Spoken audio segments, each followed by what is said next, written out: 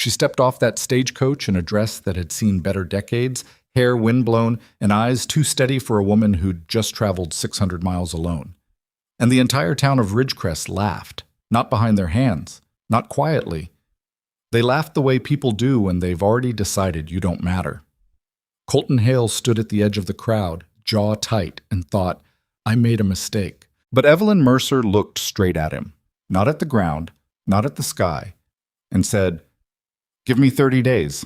After that, you can send me back if you want. He should have said no. Fuck. If this story already has you hooked, hit that like button right now and drop your city in the comments. I want to see how far this story travels. Subscribe and follow so you don't miss a single part of what happens next.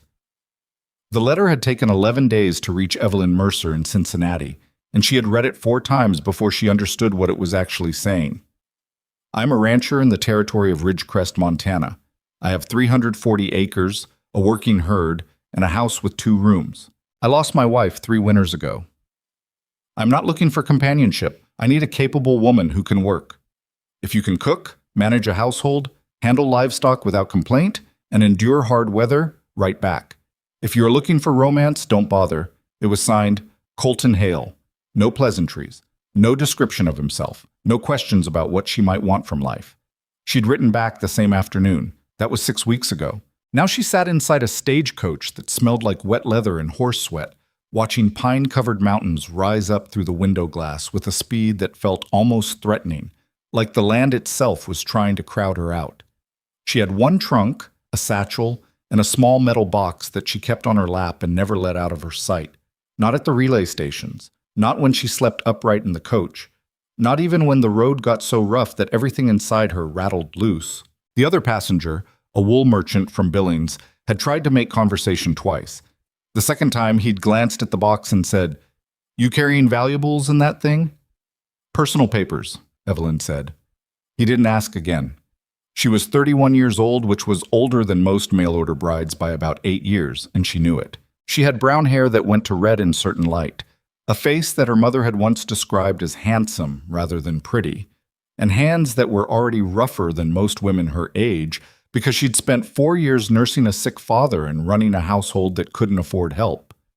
She wasn't fooling herself about why she was here. She'd answered that advertisement not because she was desperate for a husband, but because she needed to disappear, and Montana was a very long way from Cincinnati. The stagecoach rolled into Ridgecrest just past 2 in the afternoon, and Evelyn looked out at the main street with the particular calm of someone who has already imagined the worst and made peace with it.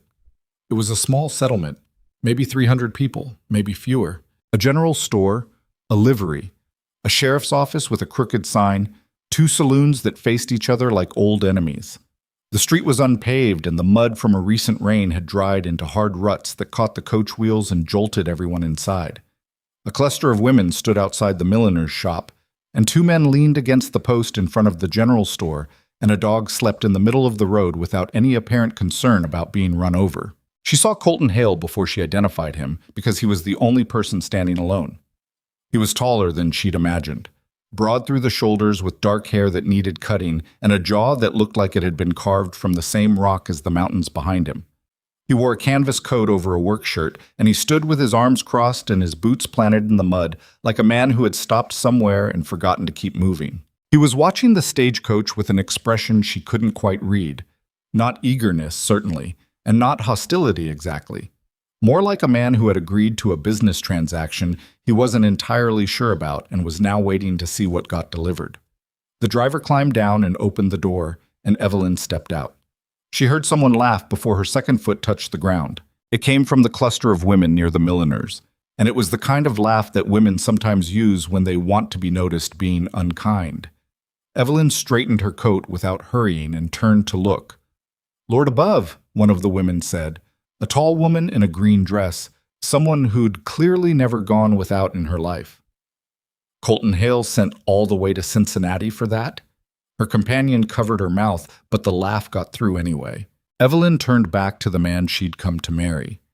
He was looking at her with an expression that had shifted slightly, something uncomfortable moving across his face. Not cruelty, something more like the look of a man who has realized that the situation is more complicated than he prepared for, and who doesn't know where to put his hands. She walked toward him. The mud tried to grab her boots, and she let it slow her but not stop her. "Mr. Hale," she said. "Miss Mercer." His voice was lower than she'd expected. He looked at her for a long moment. Not rudely, but thoroughly, the way you'd assess a horse at auction, and she understood that and didn't let it sting. "You're older than your photograph." "The photograph was from 4 years ago," she said. "I should have sent a recent one. That's on me." A beat of silence. Behind her, she could still hear the women talking in low voices, and the wool merchant was pulling his bags down from the roof of the coach and pretending very hard not to listen. "I had something different in mind," Colton said. He didn't say it cruelly. That almost made it worse. "I know," Evelyn said. "You made that clear in your letters. I'm not sure this is going to work." She had known this moment was coming. She'd rehearsed it 100 times in her head on the long, rattling journey north. In some versions, she'd been dignified and quiet. In others, she'd been cold. In one version, she'd simply turned around and gotten back on the coach. What actually came out of her mouth surprised even her. "Give me 30 days, she said. "Put me to work. The real work. Not housekeeping, not cooking, though I'll do both. I mean, whatever needs doing on that ranch. And if after 30 days you still want to send me back, I'll go without an argument." He looked at her. She looked back. "And if I don't send you back after 30 days, he said, "then we figure out the rest," she said. Something shifted in his face. Not warmth, not yet, but maybe the first small crack in whatever wall he'd built around his answer. "Fine," he said. 1 month. He picked up her trunk without asking and carried it toward a wagon tied near the livery, and Evelyn followed him, and she did not look back at the women near the milliner's shop, even though she could feel their eyes on her the whole way. The ranch was 8 miles out of town, up a dirt road that switched back through pine forest and came out on a plateau that overlooked a valley so wide and open it almost knocked the breath out of her. She'd been awake for nearly 18 hours, and she was hungry, and her back ached from the coach. But when she saw that valley, she understood for the first time why a person might want to fight for this particular piece of land. The homestead itself was rougher than she'd imagined. Not falling apart. Colton Hale was clearly not a man who let things rot without fixing them, but lean in the way that things get when there's only one person doing all the maintaining. The house was low and solid, built from timber with a stone chimney. The barn was bigger than the house, which told her something about his priorities. A chicken coop, a root cellar, a well with a good rope, a fenced pasture where 8 cattle stood and watched them arrive with the mild disinterest of animals who had seen too much weather to be surprised by anything. A boy of about 12 was sitting on the porch steps when the wagon pulled up. He had Colton's dark hair and a wary expression that made him look older than he was. "This is my son, Denny," Colton said. Denny looked at her with the frank, unfiltered judgment of a child who doesn't yet know that politeness is sometimes a kindness. "You're not what I thought you'd look like," he said. "Denny," Colton said, a warning in his voice. "It's all right," Evelyn said. "Neither are you." She looked at the boy steadily. "What do you think I look like?" He thought about it seriously. "Not soft," he said finally, like that was an answer. "That's a fair observation," she said. Colton carried her trunk inside, and Evelyn stood in the doorway of the house and took stock. The kitchen was functional but grim. A cast-iron stove that had a repair on the right leg, a table with mismatched chairs, shelves with enough provisions to get through another month if someone was careful. The smell was wood smoke and old coffee, and the particular stale staleness of a place that hadn't been properly aired out in a long time. A man's house, managed by a man who was too busy surviving to care about comfort. "Room's through there," Colton said, tilting his head toward a door at the back. "Denny's room is the loft. Mine is off the kitchen." "Thank you," she said. "Supper's your responsibility starting tonight," he said. It wasn't a question. "What do you have?"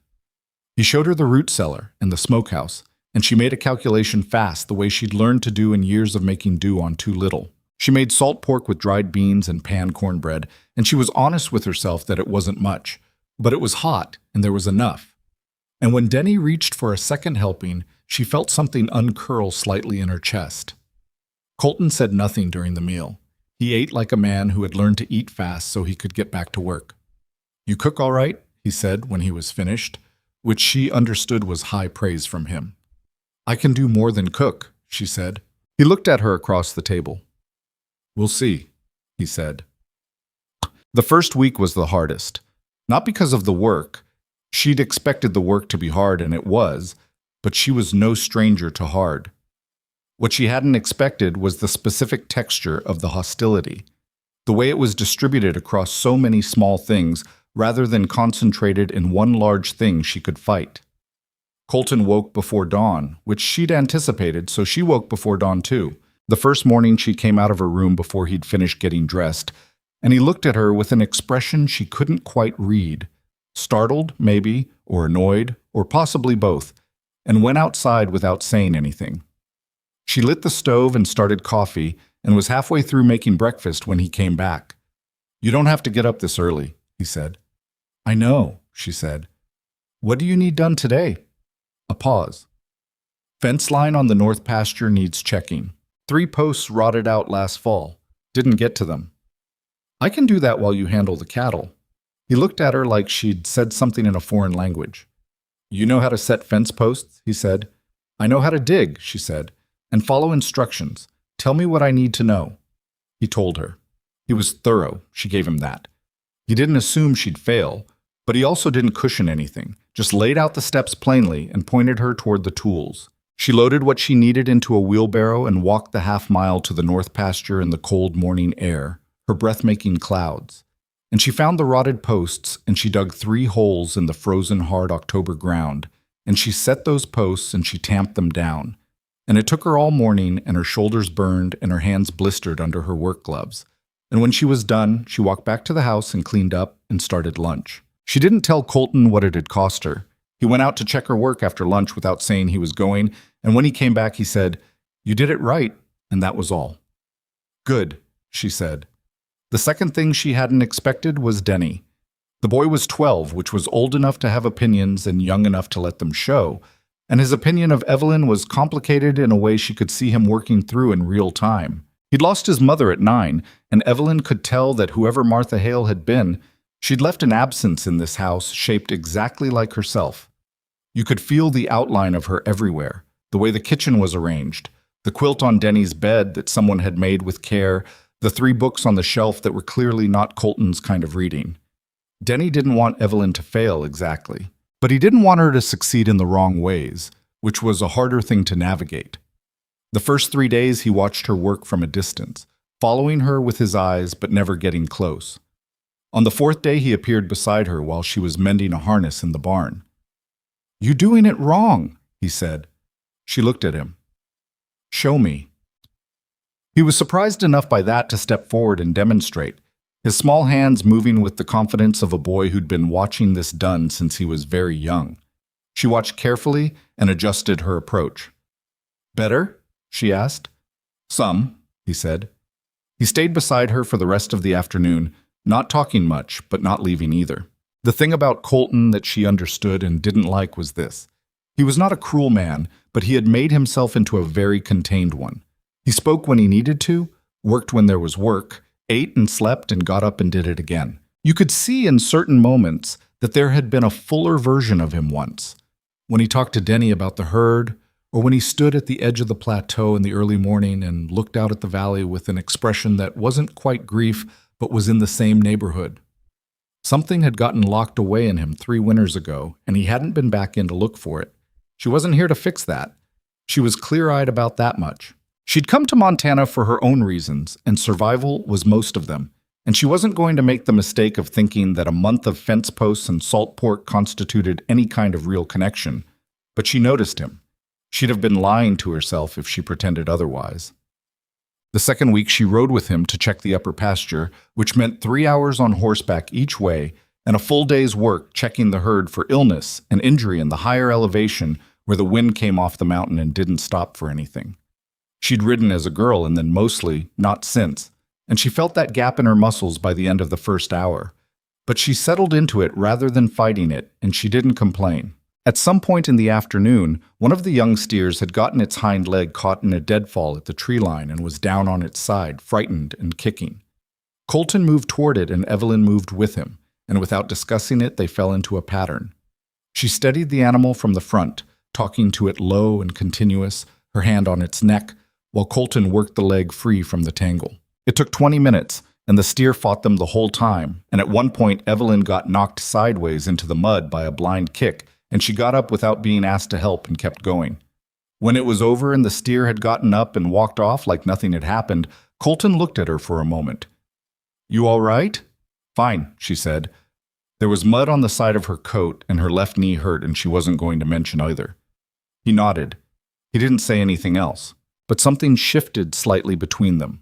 Not much, nothing you could point to, just 1 degree different, like a door that hadn't been all the way shut. That evening, she sat on the porch steps after Denny had gone to bed, and Colton came out and sat in the chair above her, and they didn't talk, just sat in the dark listening to the sounds the mountain made at night, which were more various and more present than she'd expected.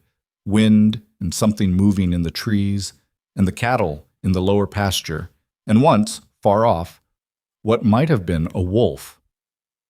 "Does it bother you?" he said after a long time. "What?" "Being here, away from everything." She thought about it honestly. "No," she said. "It doesn't." A pause. "Most women would find it hard." "Most women aren't running from something," she said, and then stopped because she hadn't meant to say that. The silence stretched. She felt him looking at the side of her face, even in the dark. "What are you running from?" he said. She thought about the small metal box in her room, with its careful lock and its careful contents. "I'll tell you," she said, "when the time is right." He didn't push. She'd been half afraid he would, but he didn't. He just looked back out at the dark valley, and after a while he went inside, and Evelyn sat there a while longer with the wolf sound somewhere in the distance and the stars so thick above the mountain they looked like spilled salt. By the 3rd week, Ridgecrest had developed opinions about Evelyn Mercer. She encountered them on the supply run, which she did with Colton on a Thursday because the ranch was low on flour and lamp oil. She'd been in town exactly twice since her arrival, and both times she'd felt the particular pressure of small-town attention that hasn't quite made up its mind about you. This time the woman in the green dress was standing outside the general store. Her name was Clara Bowen, Evelyn had learned, wife of the town's most successful lumber merchant.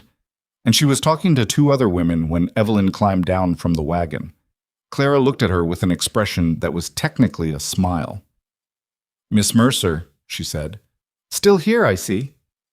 "Still here?" Evelyn said pleasantly. "We were just wondering." Clara glanced at her companions, inviting them in. "Colton's a hardworking man. He deserves someone who can, well, who's suited to this life." "He seems to think I'm managing," Evelyn said. "He's a patient man," Clara said. Colton was coming around from the livery, and Evelyn could feel him approaching, but she didn't look toward him. She kept her eyes on Clara Bowen, and she smiled. Not the false smile, the real one, the one with nothing behind it that Clara could use. "I expect patience comes in handy out here," Evelyn said, "for everyone." She picked up the supply list and went into the store. She heard Clara say something low to her companions, but she was already through the door. The storekeeper, a man named Greer, with a white beard and reading glasses he kept forgetting he was wearing, helped her with the flour and the oil, and then said, in a different voice, "Heard you set those fence posts on the north pasture." "I did," she said. "Colton mention who did the ones before that?" "No." "His wife, Martha, set half them posts," Greer said. He said it matter-of-factly, like a man delivering information without additional editorial. She was a working woman. He respected that about her. Evelyn held that thought for a moment. "Thank you for telling me," she said. Colton came in a few minutes later and helped her carry things out. And in the wagon on the way back, they were mostly quiet, but at one point he said, without looking at her, "Clara Bowen has nothing better to do than make herself important at other people's expense. I wouldn't take it to heart."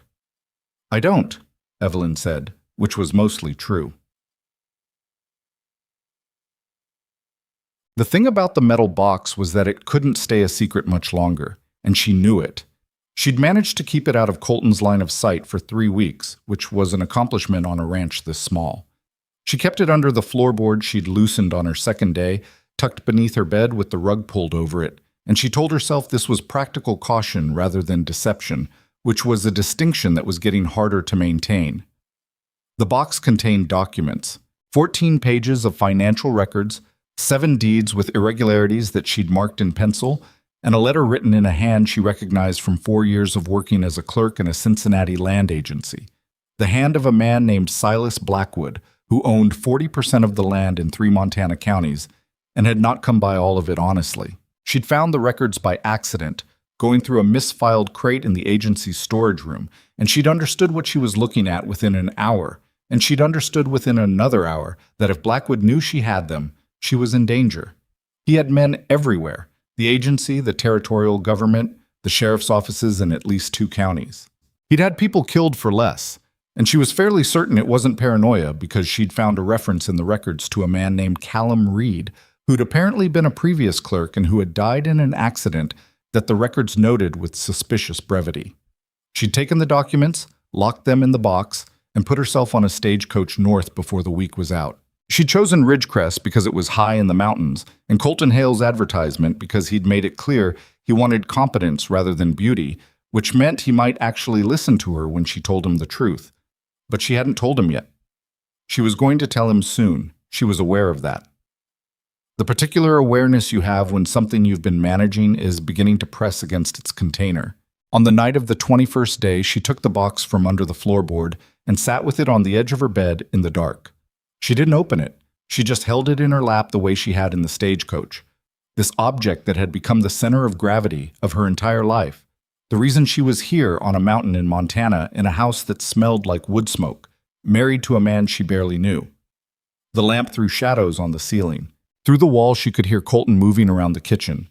The scrape of a chair, the sound of him refilling his coffee, the small sounds of a man who can't sleep.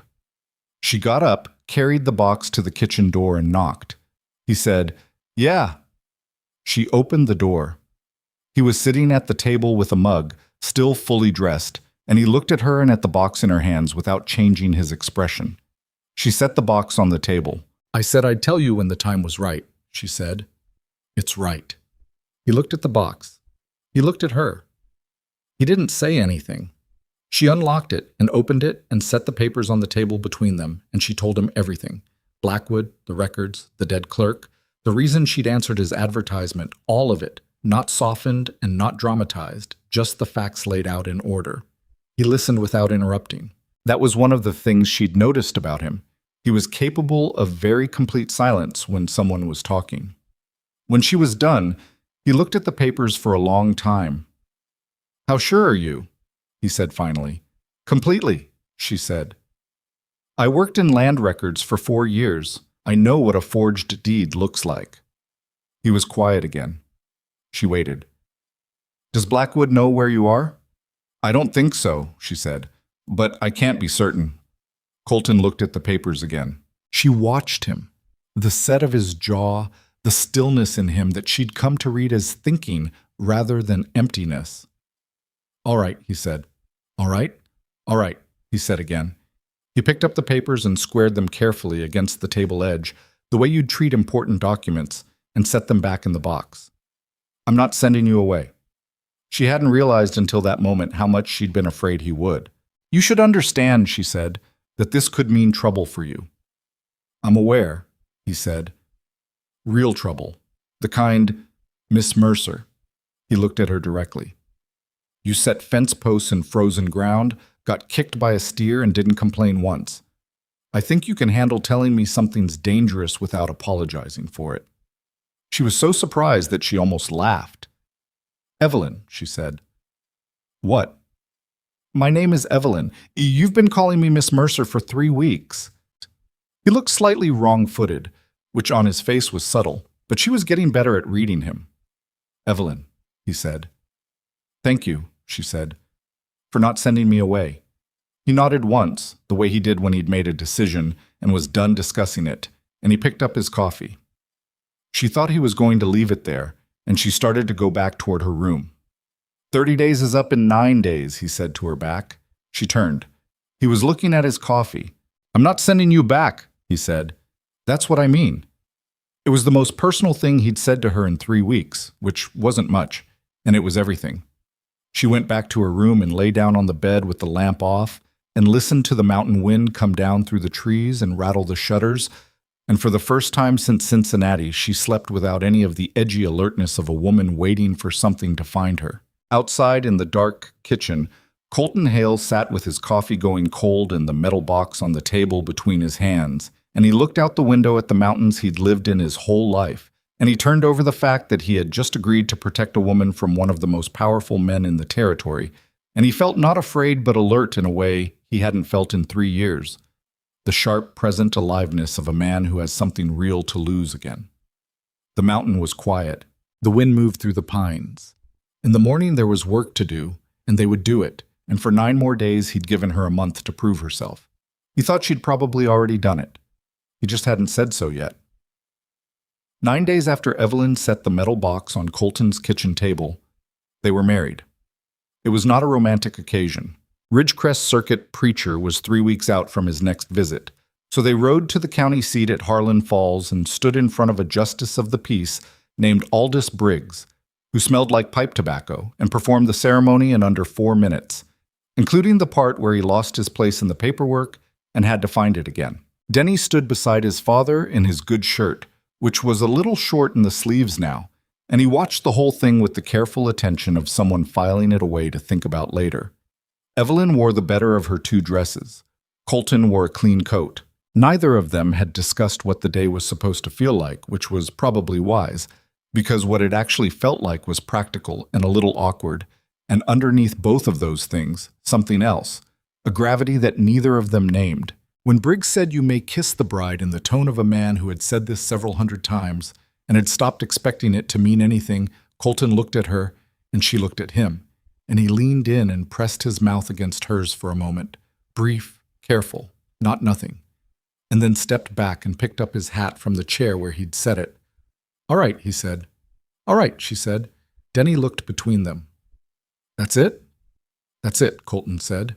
They ate lunch at the only restaurant in Harlan Falls, which served overcooked beef and coffee that was somehow both too strong and too thin at the same time. And Denny ate everything on his plate without complaint, and then asked if he could have pie, and Colton said yes, and Evelyn watched the boy eat his pie and thought that this was marriage. Not the 4 minutes in front of Aldous Briggs, but this, the 3 of them at a table in an ordinary place, ordinary afternoon light coming through the window, just people. She didn't say that out loud, but she thought it. On the ride back up the mountain, the road narrow and the pines closing in on either side, Colton said without preface, I want to take those documents to a lawyer. She'd been expecting this. Which one? There's a man in Harlan Falls, Warren Lyle. He's not local. He came up from Denver 2 years ago. He's not in Blackwood's pocket as far as I know. That's a significant qualifier, she said. Yes, he said. It is. She turned it over. The problem with any legal move was that it would announce that she was here, that the records existed, that someone was planning to use them. Blackwood had enough reach that word would travel faster than she wanted. Give me a little more time, she said. I want to make copies of the documents first. Keep the originals somewhere that isn't the ranch. He glanced at her. You've thought about this. I've had 6 weeks on a stagecoach to think about not much else, she said. A silence. The wagon rolled through a patch of shade where the pines grew thick enough to block the sky, and for a moment everything went cool and dim. You're not what I expected, Colton said. It was such a plain statement that it took her a second to understand he meant it as something. What did you expect? He thought about it. Someone easier to figure out. She almost smiled. I'll take that as a compliment. It was meant as one, he said, and went quiet again in that way he had, where the silence didn't feel like a wall but like a room. She spent 2 evenings copying the documents by lamplight, her handwriting careful and small, using paper she'd bought in Harlan Falls without explaining what it was for. The work reminded her of her 4 years in the land office, the particular focus of transcribing legal language, the way numbers had to be exact and letters had to be legible, or they meant nothing in front of a judge. She'd been good at that work. Her employer, a man named Farwell, had told her twice that she was the most accurate clerk he'd ever had. And both times she'd thanked him, and he'd given her the same wage he'd given the men who made more mistakes. She finished the copies on a Wednesday night and put the originals back in the metal box and the copies in a separate oilskin envelope, which she gave to Colton without ceremony. "Hide these somewhere off the property," she said. "Not the barn." He took the envelope. "I know a place," he said, and didn't explain further, and she didn't ask. She was learning his rhythms, the way he worked through a problem by going quiet first and talking second, unlike most men she'd known who talked loudest right when they understood least, the way he was harder on himself than on anyone else, which she recognized as a specific kind of damage. The way he looked at Denny sometimes, with a fullness that he never quite let into his face when he was looking at grown people, and she understood that the boy was the one place where the locked-away version of him still had a door. Denny, for his part, had shifted toward her in the way that 12-year-old boys shift. Not dramatically, not with any announcement, just incrementally, so that one day she realized he had started saving her the end pieces of cornbread because she'd mentioned once that she preferred them, and she thought that might be the kindest thing anyone had done for her in a long time. She was careful not to make too much of it. He wasn't looking for another mother. He was still figuring out what she was. So was she. The trackers arrived on a Thursday in the third week of November, and they didn't come to the ranch directly. That was the first sign that whoever had sent them was smarter than she'd hoped. She only knew about them because of Greer at the general store, who had eyes like a man 20 years younger and a gift for remembering things people didn't intend to be memorable. He pulled her aside when she came in for supplies and said, "Lo, 2 men rode through 2 days ago, asking about newcomers, particularly a woman traveling alone." She kept her face still. "What did you tell them?" "Told them I hadn't seen anything unusual." He looked at her steadily. "Which is what I'll keep telling people."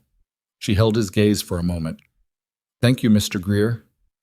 "Don't thank me," he said. "Just be careful." She told Colton that evening, and she watched him process it the way he processed everything, going still first, then working through it in pieces. He asked her 2 questions: how far behind her she thought they were, and whether they'd have a description of her. She answered both honestly. She didn't know, and yes, almost certainly. "Then we can't wait on the lawyer," he said. "I know." He stood at the kitchen window looking out at the dark yard. The temperature had dropped sharply in the past week, and the first snow had come and gone and left the ground frozen and pale. "If they locate you here, the ranch becomes the problem." I know that too," she said. "I'm sorry." "Don't," he said, without turning around. Not harshly, just direct. She closed her mouth. "You told me the situation before it became my problem," he said. "You didn't have to, so don't apologize for it." He turned from the window. "What do you need?" The question was so simple and so completely different from every other response she'd been preparing herself for that she had to take a breath before she answered. "Time," she said, "and whatever you can tell me about Blackwood's operations in this territory." He sat down at the table. "Tell me what you know, and I'll tell you what I know, and we'll figure out what we don't know." So that's what they did. What Colton knew about Silas Blackwood was partial and local, but it filled in gaps she hadn't been able to see from the land office in Cincinnati.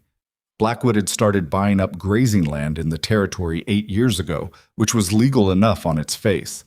The problem was the pattern of what happened to ranchers who didn't want to sell. 3 families in the Harlan Valley had lost their spreads to debt claims that appeared from nowhere after periods of unusual weather ruined their cattle.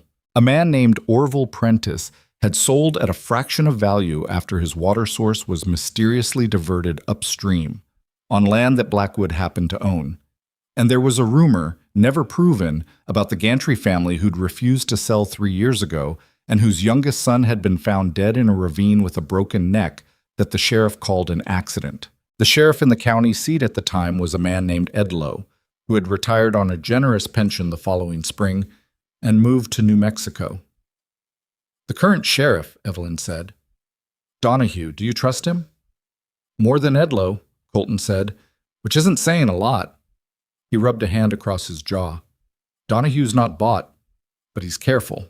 He won't move on a man like Blackwood without evidence that would hold up in front of a judge, and he'd rather have it handed to him than go looking. Then we hand it to him, she said, but not until we have something he can't ignore. What we have now is records from a land office in another state. Blackwood's lawyers would spend 6 months arguing the provenance before anyone looked at the actual content. She straightened the papers in front of her. We need a witness, someone local who can corroborate what's in these documents. Colton was quiet for a moment. Orville Prentice, he said. The man who sold his grazing land? He's still in the territory, running a smaller operation north of here. He sold because he had to, but I don't think he feels good about what happened. He paused. He might talk. Can you reach him without going through town? I can ride north by the back trail, 2 hours each way. She looked at him across the papers and the lamplight. She wanted to say something about the risk of it, the way you want to warn someone when you care about what happens to them and aren't ready to say so plainly. Instead, she said, "When can you go?" "Tomorrow," he said. "You and Denny stay on the property." I wasn't planning to go anywhere. He nodded once. Then, like he was settling something in himself, he said, "The fence line on the east side has been bothering me. I'll check it before I leave." It was such a Colton thing to say. The practical thing slipped in beside the dangerous thing, like he couldn't separate them, that she felt a sudden rush of something she wasn't going to name yet. "I'll bank the stove," she said. He left before dawn and was back by mid-afternoon, and she knew from the look on his face before he dismounted that it had gone at least partly well. "Prentice will talk," he said, "but not to a lawyer, not yet. He wants to meet first." "Meet who?" "You." She absorbed that. "When?" "Next week. At his place. He wants to hear what you have." She nodded slowly. "All right." "He's scared," Colton said. He wasn't excusing the man, just explaining. "He's got a wife and 2 daughters. He made a choice that kept them safe, and he's been living with it." "I understand that," she said. And she did. Denny appeared from the barn, carrying a bucket of feed with both hands, the careful walk of a boy trying not to spill. He looked up at his father. "You eat anything?" Colton blinked, like he'd forgotten. "No?" "There's soup," Denny said, with the pointed directness of a child who has been feeding himself for longer than he should have had to. "Evelyn made it this morning." Colton looked at her. "Beef and potato," she said. "It's nothing special." "It's hot," Denny said, which he seemed to consider sufficient recommendation, and went back into the barn. They ate together at the kitchen table, the 3 of them, which was normal now in a way that had crept up on her. And Colton told Denny only that he'd been to visit a neighbor, and Denny accepted this without question because he was 12 and because he'd learned not to ask his father about the things his father didn't bring up. Later, when Denny had gone to the loft and the fire was low, Colton said, "He knows something's going on." "Yes," she said. "He won't say anything to anyone in town." "I know he won't." A pause. Outside, the wind had picked up off the mountain, and she could hear it moving through the timber above the house, that sound that had been unfamiliar a month ago and was now just the particular voice this place had at night. "I told Prentice what you found," Colton said. "The deeds, the financial records." He looked down at his hands. "He said there are at least 2 other ranchers who lost land to Blackwood the same way. Men who didn't want to sell and then had reasons to that nobody could argue with in court. Do you know who they are?" "Prentice does." She felt the shape of it coming together, not quickly and not cleanly, but the way real things come together, with gaps still in it, and people who might back out, and variables nobody had accounted for. "We need to be ready for the possibility that Blackwood's men find us before we're ready," she said. Colton looked at her steadily. "I've been thinking about that." "And?" "I'm not sending you away," he said, "if that's what you're worried about." "It's not, actually," she said. "I was going to say I think we should be prepared to defend the property." He was quiet for a moment. Then something shifted in his expression. Not quite a smile, but in the neighborhood. "I thought you were a land records clerk." "I am," she said, "but I'm also practical." "I noticed," he said. She looked at him for a moment.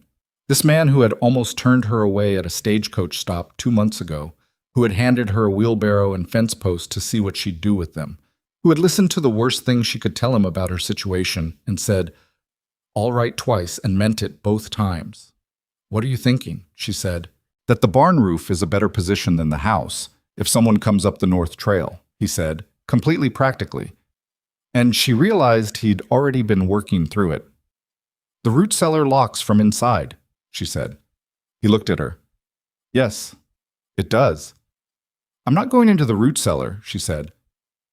"I didn't say you were," he said mildly. "I was going to say it's where we should move the originals.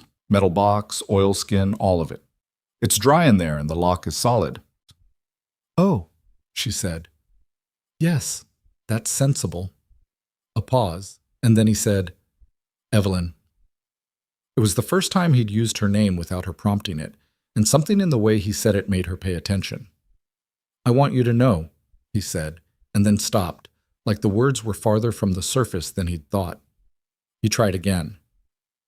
"What you did, coming here, the way you came here, carrying this thing you've been carrying, I don't think most people would have handled it the way you have."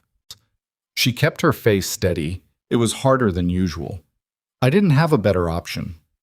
"That's not what I mean," he said. She understood that. She just didn't know what to do with it yet. "Get some sleep," she said. "If we're riding to Prentice's next week, we need the east fence actually checked first." He looked at her for a moment, and she held the look, and then he nodded and took his mug to the wash basin and went to his room, and she sat alone by the cooling stove for a few minutes, listening to the wind. 6 days later, 2 things happened that forced everything to move faster than anyone had planned. The first was the arrival of a stranger at the edge of town who had been asking questions. Not about newcomers this time, but specifically about Colton Hale's ranch, its location, how many people lived there, and whether there was a road that came in from the east or only the one from the main trail. Greer sent word through a boy who rode out on a pony, and the note said only, "Someone's looking for the property, not just the person." CG. The second thing was a letter. It arrived addressed to Evelyn Mercer Hale, which meant someone had known she was married now, which meant they had access to recent records from Harlan Falls. The letter had no return address. Inside was a single sheet of paper with 4 words written in a hand she didn't recognize. "Leave what you took." She set both on the table when Colton came in from the barn and watched him read them and watched his jaw tighten in the particular way it did when he'd moved past consideration into decision. "How many bullets do you have for the Winchester?" she asked. He looked up. "Enough," he said. "Good," she said. "Then let's talk about the east fence." He almost smiled. In that way she was getting better at seeing. "The east fence is fine," he said. "I know," she said. "But if they come in from that side, we should know where the gaps are." He set the letters down and looked at her for a moment. Outside the window, the sky was going the color of iron, and the wind was picking up again, and the mountains were doing what they did in November, which was remind you they'd been there long before you and would be there long after. "I'm going to get Prentice," he said. "Not next week, tomorrow." "I'll go with you." "No, Colton, someone needs to be here," he said. "With Denny." She held that for a moment. He was right, and she knew he was right, and she disliked it anyway. "Fine," she said. "But when you get back, I'm done waiting." "Waiting on what?" "On doing something," she said. "We have evidence. We have a witness who'll talk. We've been careful long enough." She looked at him directly. "I'm not going to let Silas Blackwood make me spend my life being careful." Colton looked back at her for a long moment. The lamp made shadows on the ceiling. The wind moved the shutters. "All right," he said. It was the 3rd time he'd said it to her, in exactly that tone, about exactly the kind of thing most people would have pushed back on, and every time it landed the same way, not like a dismissal, but like the most complete kind of agreement, the kind where someone sees the whole of what you're saying and meets it without flinching. She thought that might be worth more than she'd known how to ask for, back when she was reading his advertisement on a kitchen table in Cincinnati, figuring out whether to take the chance. She hadn't known what she was getting into. She suspected he hadn't either. But there they were, in the lamplight, on the mountain, with the evidence locked in a root cellar and a man's hired trackers somewhere on the trails below, and the particular solidarity of 2 people who have chosen each other, even imperfectly, even practically, even without saying so, and are not going to pretend otherwise anymore. Colton went to bed and Evelyn banked the stove and checked the lock on the front door, and then stood at the window for a while, looking out at the dark mountain, at the pine shapes against the sky and the pale cold ground below. Somewhere down there, men were looking for her. She thought about Callum Reed, the clerk who had died in a ravine. Then she thought about the fence posts she'd set in frozen ground on her second week here, and the steer she'd held steady while it tried to kick her loose, and the letter she'd written in Cincinnati in under an hour to a man she'd never met, and the metal box that had traveled 600 miles in her lap. She turned off the lamp and went to bed, and if she didn't sleep easily, at least she slept. Tomorrow Colton would ride to Prentice. The day after, something would change. She was ready for it to. Colton left for Prentice's place before sunrise, and Evelyn stood in the doorway, watching his horse disappear into the dark tree line with the particular feeling of someone who has made peace with a decision they can't unmake. She went back inside and started the stove and made coffee and told herself that 8 hours was not a long time. Denny came down from the loft an hour later, still pulling his suspenders up, and looked at the empty hook where his father's coat usually hung. "He gone already?" "Before light," she said. The boy sat down at the table and accepted the coffee she poured him. Half coffee, half hot water, which was how she'd started making it for him without discussion, and wrapped both hands around the mug. He was quiet in the mornings in the same way his father was, which she'd come to appreciate. "Something's wrong," Denny said. Not a question. She considered how to answer that. She'd learned that Denny responded poorly to being managed and reasonably well to being told the truth in plain language. "There are some men who might come looking for something I brought with me," she said. "Your father went to get help from a neighbor. We'll be fine here today." He looked at her over his mug. 12 years old and already had his father's way of being completely still when he was thinking. "What kind of men?" "The kind your father can handle," she said. "Eat something." He didn't push further, which relieved her, because the honest answer to what kind of men was the kind who had probably killed at least one person and wouldn't hesitate to do it again. And that was not a thought she wanted taking up space in a 12-year-old's head on a cold November morning. She spent the first 2 hours of daylight doing what needed doing, feeding the livestock, breaking the ice on the water trough, checking the east fence line that she'd now walked 4 times in the past 2 weeks and knew by heart. She kept the barn between herself and the north trail as much as she could without being obvious about it, and she kept the rifle within reach, propped inside the barn door where she could get to it in 3 steps. The ranch was quiet, the kind of quiet that was either nothing or something, and she'd learned she couldn't tell the difference until it was already too late to matter, so she stopped trying and just stayed alert. Denny did his chores without being asked. He always did. And at midday they ate together in the kitchen, and she made him tell her about the books he'd been reading, which got him talking for 20 solid minutes about a story involving a sea voyage and a catastrophic storm. And she listened and asked questions and thought that under different circumstances this boy would have made an excellent storyteller. It was mid-afternoon when she heard the horses. Not one. More than one, coming up the main trail from the south, but moving faster than someone on ordinary business, and she counted the hoofbeats and her stomach tightened. "Denny," she said. He was already looking at the window. He'd heard it too. "Root cellar," she said. "Now." "I'm not Denny." She looked at him directly. "I need you in the root cellar because I need to know you're safe so I can think clearly. That's not me sending you away. That's me asking for your help." He looked at her for a moment, assessing the way he did, and then he got up and went to the root cellar without another word, and she dropped the latch behind him and turned to face the yard. She took the rifle from the barn door and stood just inside the barn, in the shadow, where she could see the trail without being immediately visible from it. 3 riders came out of the tree line. She didn't recognize any of them, but she recognized the type. Hired men. The kind who wore guns like tools rather than ornaments, who sat their horses with the relaxed efficiency of people who'd done this before. The one in front was heavy-set, with a dark coat and a beard that needed attention. The other 2 spread out slightly as they entered the yard, which was not what casual visitors did. The heavy-set man reined up in the middle of the yard and looked at the house. "Hello, the house," he called. Standard greeting, nothing in the tone to object to. "Looking for Colton Hale." Evelyn stayed in the barn shadow and said nothing. The man looked around the yard. He saw the smoke from the chimney, the fresh tracks in the mud, the signs of a working ranch on a working day. He hadn't seen her yet. "Mr. Hale," he called again. "We're just passing through, looking for directions to the Ridgecrest Road." One of the other men had drifted his horse toward the barn. Slow, casual, the drift of a man who is covering ground without appearing to cover ground. Evelyn stepped out of the shadow. "Ridgecrest Road's back the way you came," she said. 4 miles south, left at the split pine. All three men looked at her. She had the rifle in her right hand, barrel down, which was not threatening and was not threatening. The heavy-set man smiled. It didn't reach his eyes. "Mrs. Hale, is it?"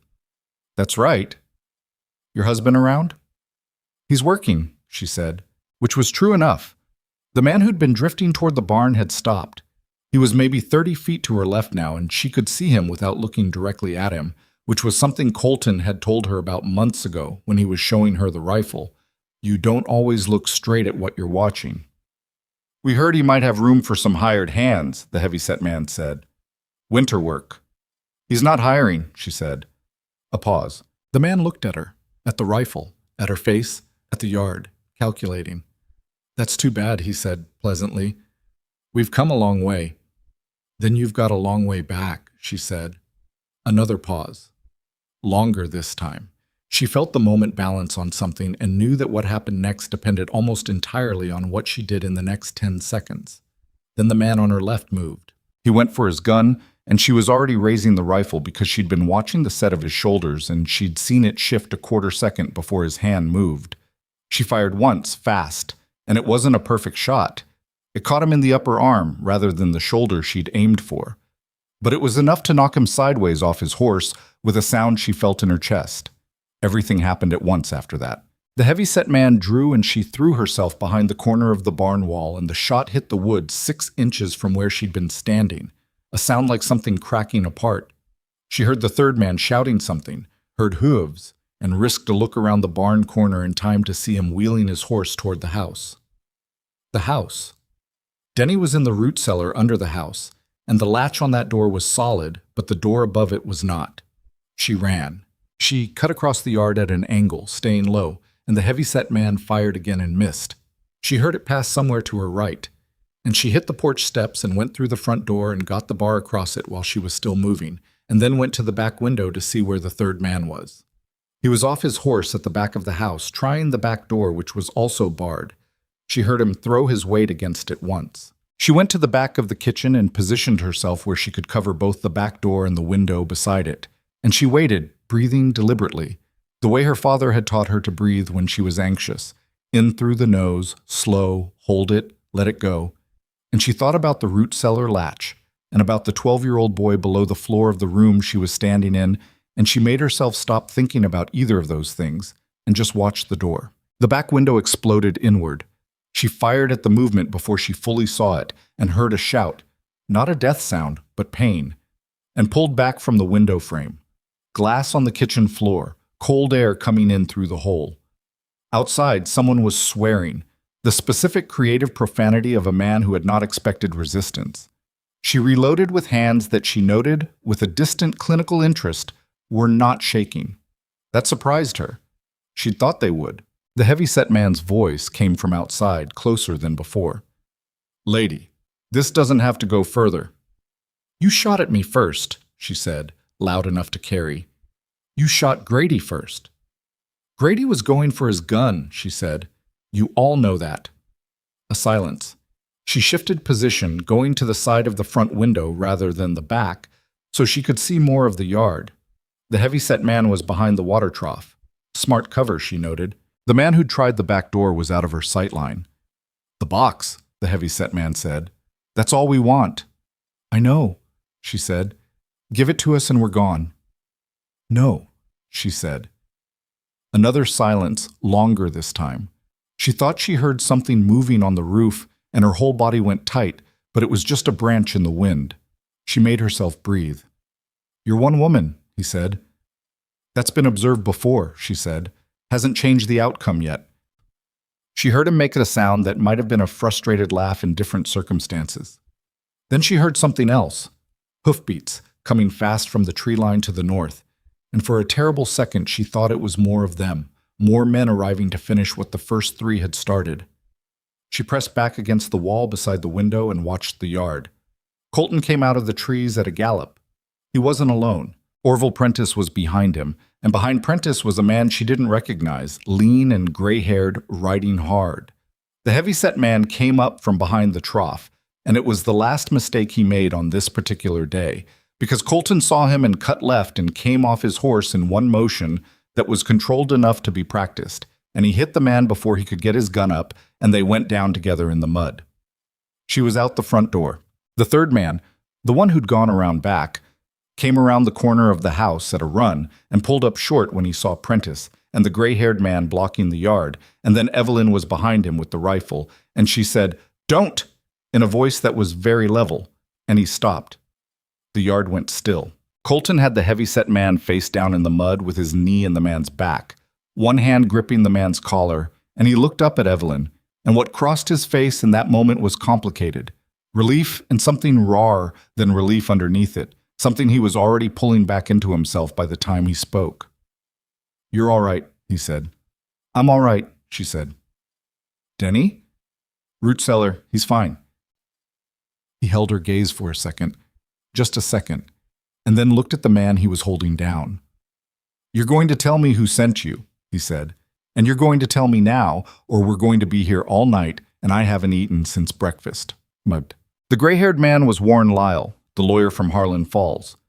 Colton had gone to Prentice, and Prentice had already written to Lyle, and Lyle had ridden up that morning on his own initiative because the letter Prentice had written him 3 days earlier, laying out the broad shape of what Evelyn had found, was enough to tell him that this was not a matter that could wait for scheduled appointments. He was a small, precise man who wore his coat buttoned even in a warm room and spoke like someone who had learned early that words were most effective when used accurately and without decoration. He looked at the documents in the root cellar. She brought them up while Colton and Prentice tied the 3 men in the barn. And he turned each page slowly, and he didn't say anything for a long time. "These are genuine," he said finally. "Yes," she said. "You understand what this is." 14 counts of deed fraud at minimum, she said. Falsification of debt claims in at least 6 cases. And there are references in these records to payments made to individuals I believe were involved in the death of a man named Callum Reed in Cincinnati. Lyle looked at her over his reading glasses. "You were a land clerk." "For 4 years." He was quiet for a moment. "You copied these yourself?" "Yes. The copies are in an oilskin envelope in a location off this property. The originals are what you're holding." "Smart," he said, in the flat tone of a man who doesn't hand out compliments often enough for them to mean much, but is making an exception. "Necessary," she said. Colton came in from the barn and stood in the kitchen doorway. Heavyset one is named Carver. Says he works for a contractor out of Billings. Won't say who contracted him. "He doesn't have to," Lyle said, still looking at the papers. "This letter," he held up one page, "references a man in Billings, initials SB. That's thin, but it's consistent." "Combined with Prentice's testimony?" Evelyn said. "Combined with Prentice and whatever additional witnesses we can bring, and these documents authenticated by someone from the land office in Cincinnati." Lyle set the papers down on the table. "It's enough. Not for a quick conviction. These things never are.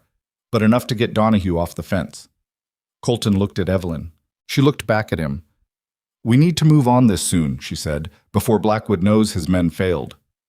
"Agreed," Lyle said. "I'll ride to Donahue tonight." "Tonight?" Colton said. "Tonight," Lyle said firmly.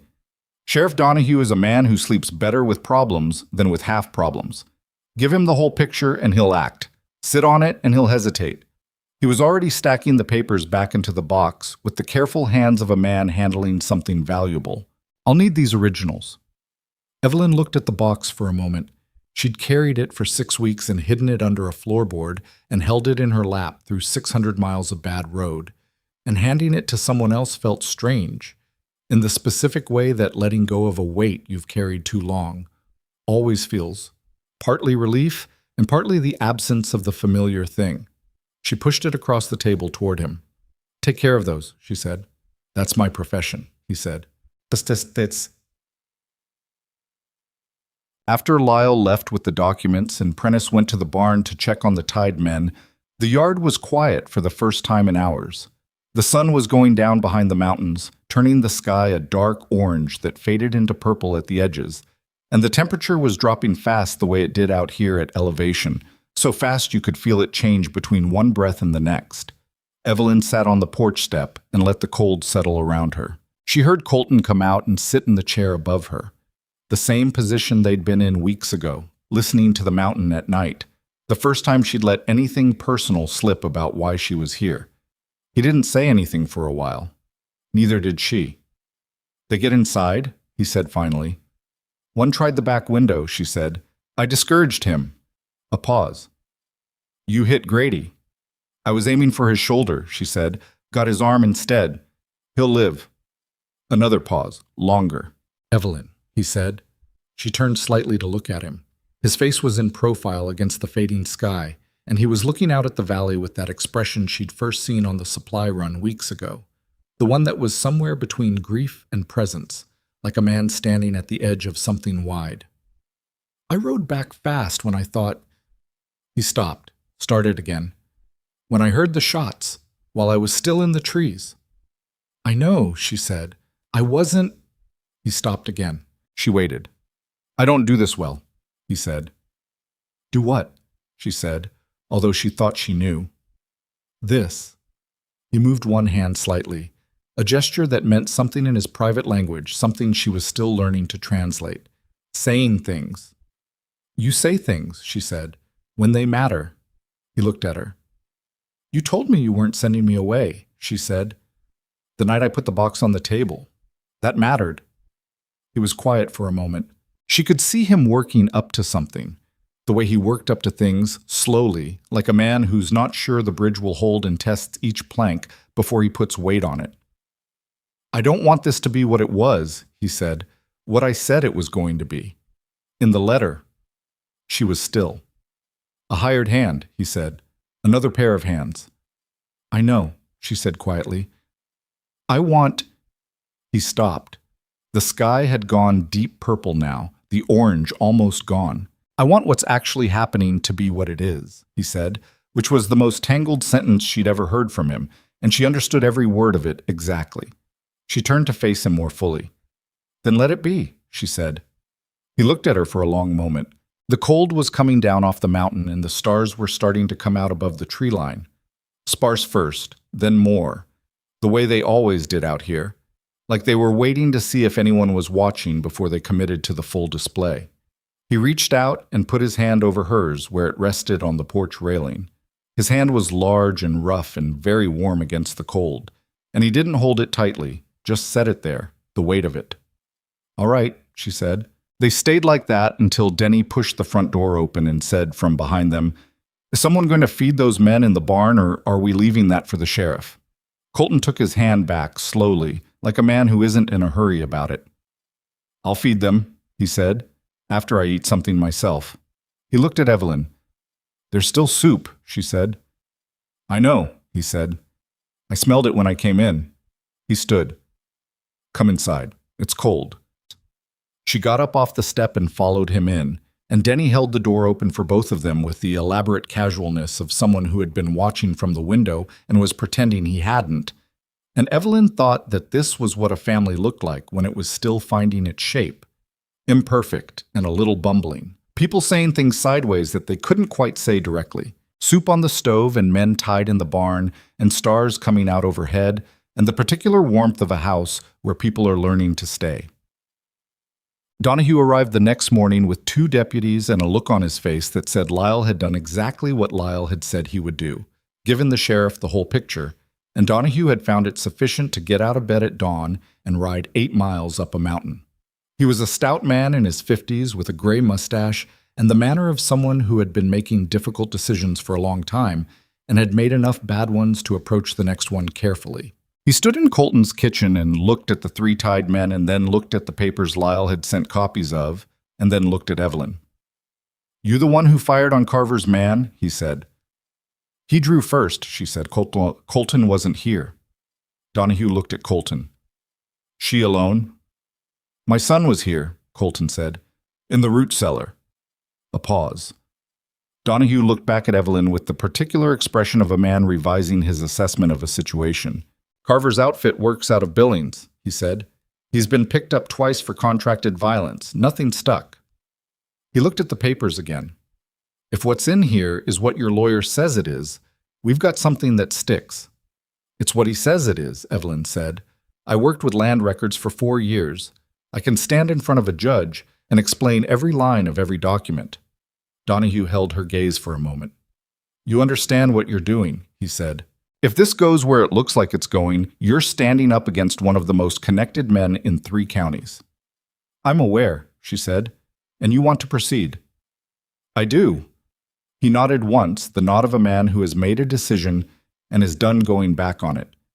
Then we proceed, he said. He looked at his deputies. Get those 3 up and on their horses. He looked at Colton. I'll need both of you in Harlan Falls within the week. Full statements, in front of witnesses. We'll be there, Colton said. Donahue started toward the door, then stopped. He turned back to look at Evelyn one more time, with the expression of someone who wants to say something and isn't sure it's his place. Your arm, he said. She looked down. There was a cut along her left forearm she hadn't registered. From the window glass when the frame came in, she realized. She'd wrapped it with a strip of cloth at some point and then forgotten about it. It's fine, she said. Get it cleaned up, he said. You're going to need to be in good shape for what comes next. He put his hat on. Week from today, Mrs. Hale. Harlan Falls. Week from today, she said. He went out, and she heard his deputies moving the 3 men out of the barn and the sounds of horses in the yard. And Denny appeared from the loft ladder with his boots half-laced, having apparently slept through most of it. Did the sheriff just leave? He said. Yes, Evelyn said. Did he take the men from the barn? He did. Denny reached the bottom of the ladder and looked at her arm. You're bleeding through that, he said. I know. He went to the shelf where they kept the medical kit without being asked and brought it to the table and set it down. He didn't offer to help. He just put it there within reach, in the same way he saved her the end pieces of cornbread, which was his particular way of doing kindness without making a production of it. Thank you, she said. You should have said something last night, he said. I forgot about it last night. He made the sound that 12-year-old boys make when adults say things that are technically true but obviously incomplete, and went to start the stove for breakfast with the manner of someone who had decided not to press the point. Colton came in from the yard and looked at her arm, and then looked at the medical kit on the table, and then at Denny, who shrugged one shoulder. Sit down, Colton said to her. I can do it myself. Sit down, he said again, not harshly, in the same voice he used to tell the cattle to move and the fence posts to hold and the mountain to behave, a voice that assumed compliance without demanding it. She sat down. He pulled the chair across from her and unwrapped the makeshift bandage and looked at the cut with the focused attention of a man who has dealt with his share of injuries on a working ranch and doesn't see the point in sentiment around them. He cleaned it and wrapped it properly, and his hands were careful in a way that was separate from his efficiency. She noticed that the 2 things coexisting, the capability and the care. When he was done, he didn't move immediately, just held her wrapped arm for a moment, looking at it. You should have told me, he said. I know, she said. I was going to. He looked up at her.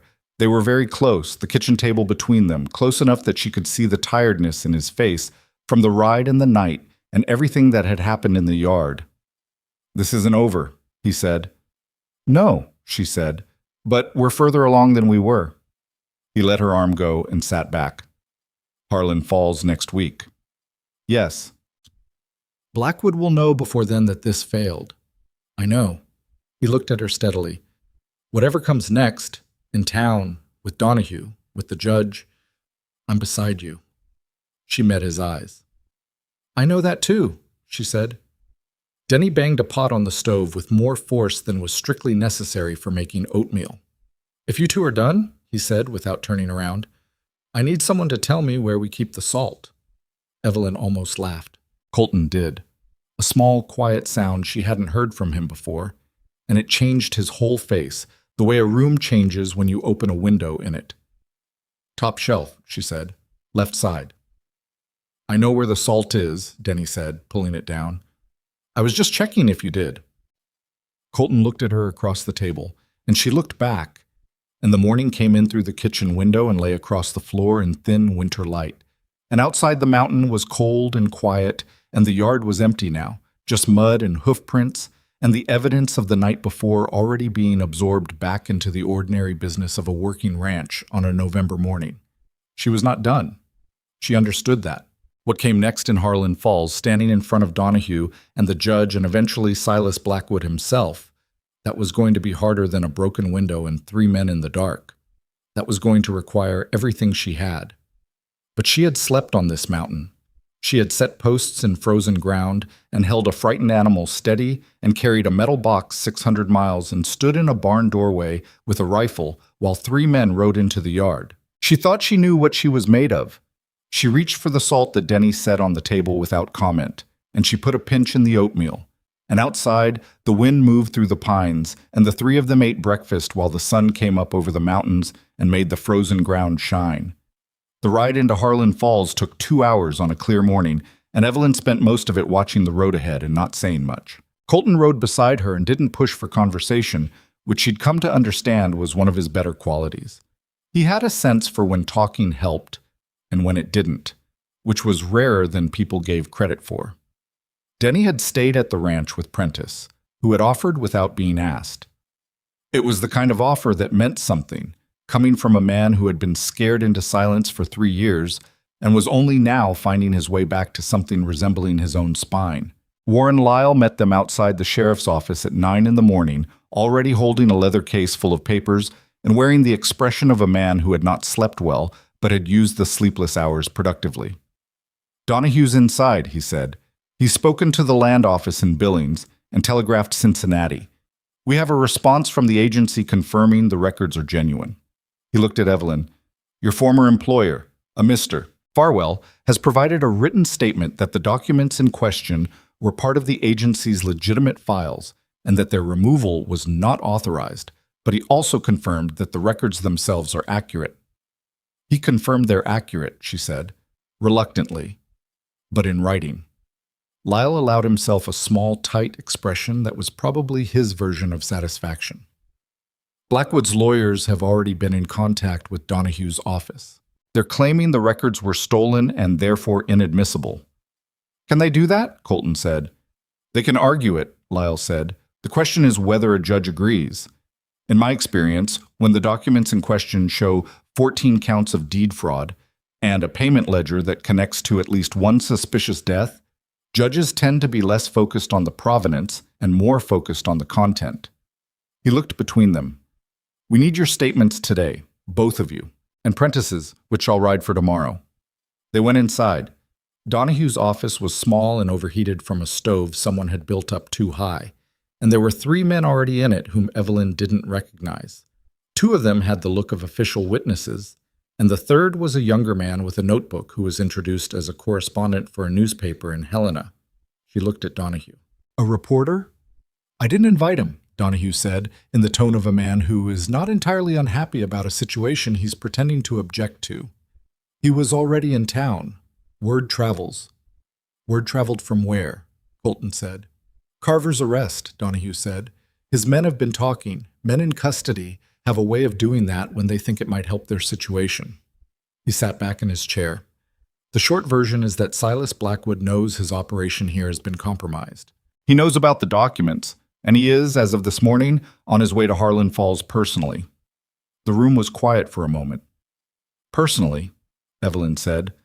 "Arrived in Billings 2 days ago by private rail car. Expected here by tomorrow."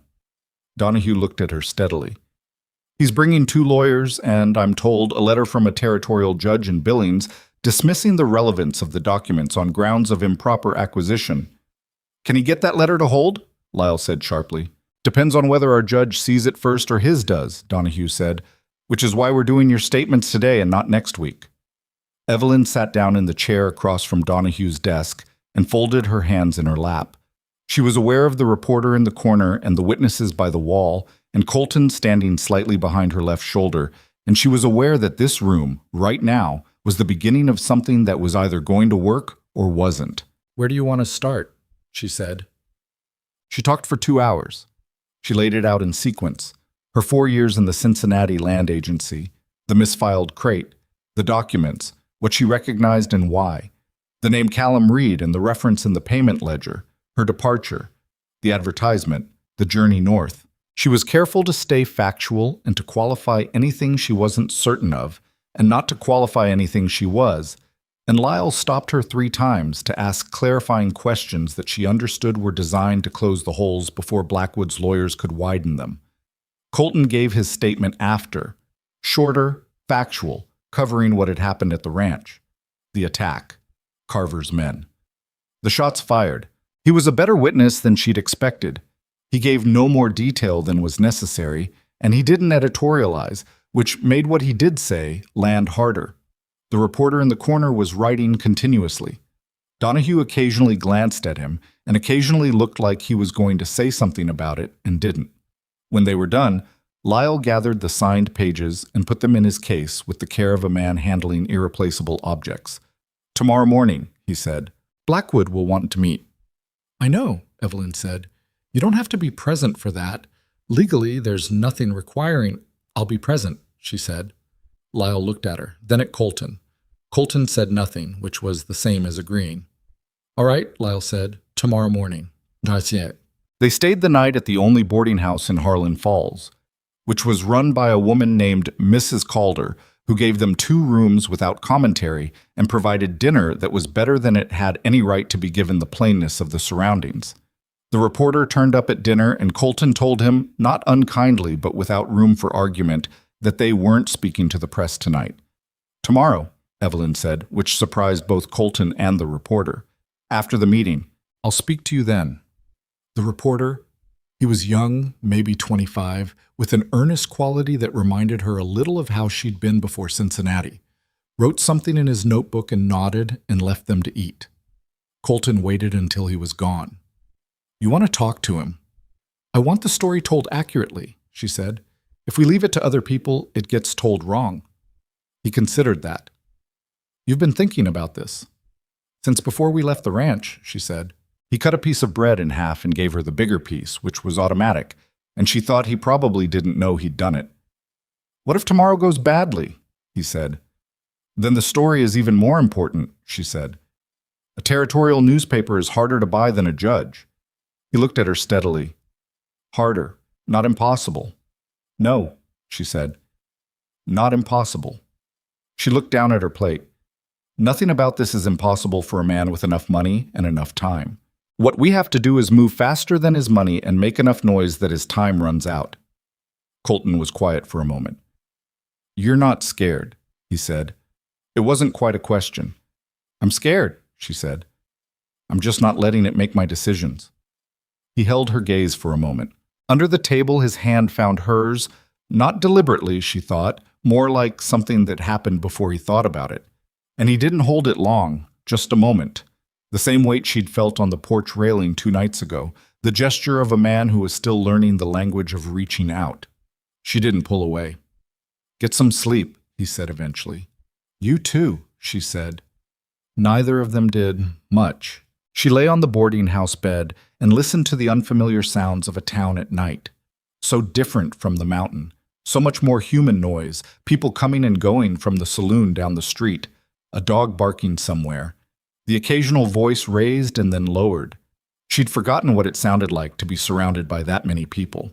She thought about Silas Blackwood, arriving tomorrow in a private rail car with lawyers and a letter from a judge he'd paid for. She thought about the documents she'd carried in that box and what they'd cost her.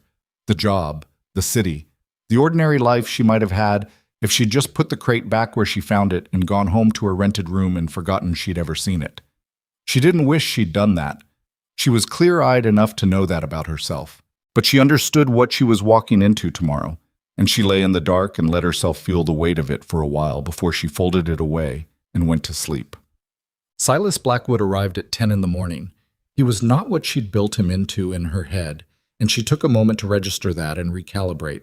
She'd imagined someone larger, somehow, more obviously threatening. What came through this door of Donahue's office was a man of about 60, medium height, with white hair combed back from a broad forehead.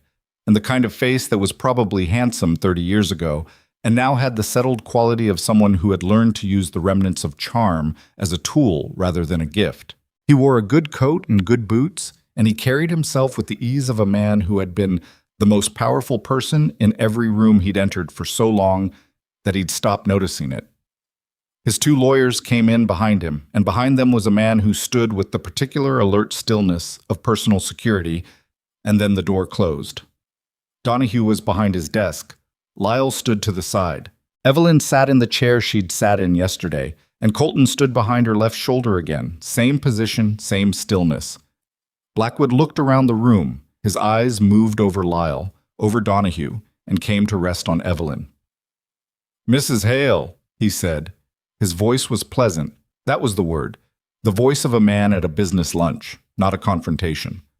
"I've come a long way to meet you." "You've come a long way to get your documents back," she said. Something shifted very slightly in his face. Not anger, something more controlled than anger. "Those records were the property of Farwell Land Agency," he said. "Taking them was theft." "That's a legal question," Lyle said from the side of the room. "One we're prepared to argue." Blackwood barely glanced at him.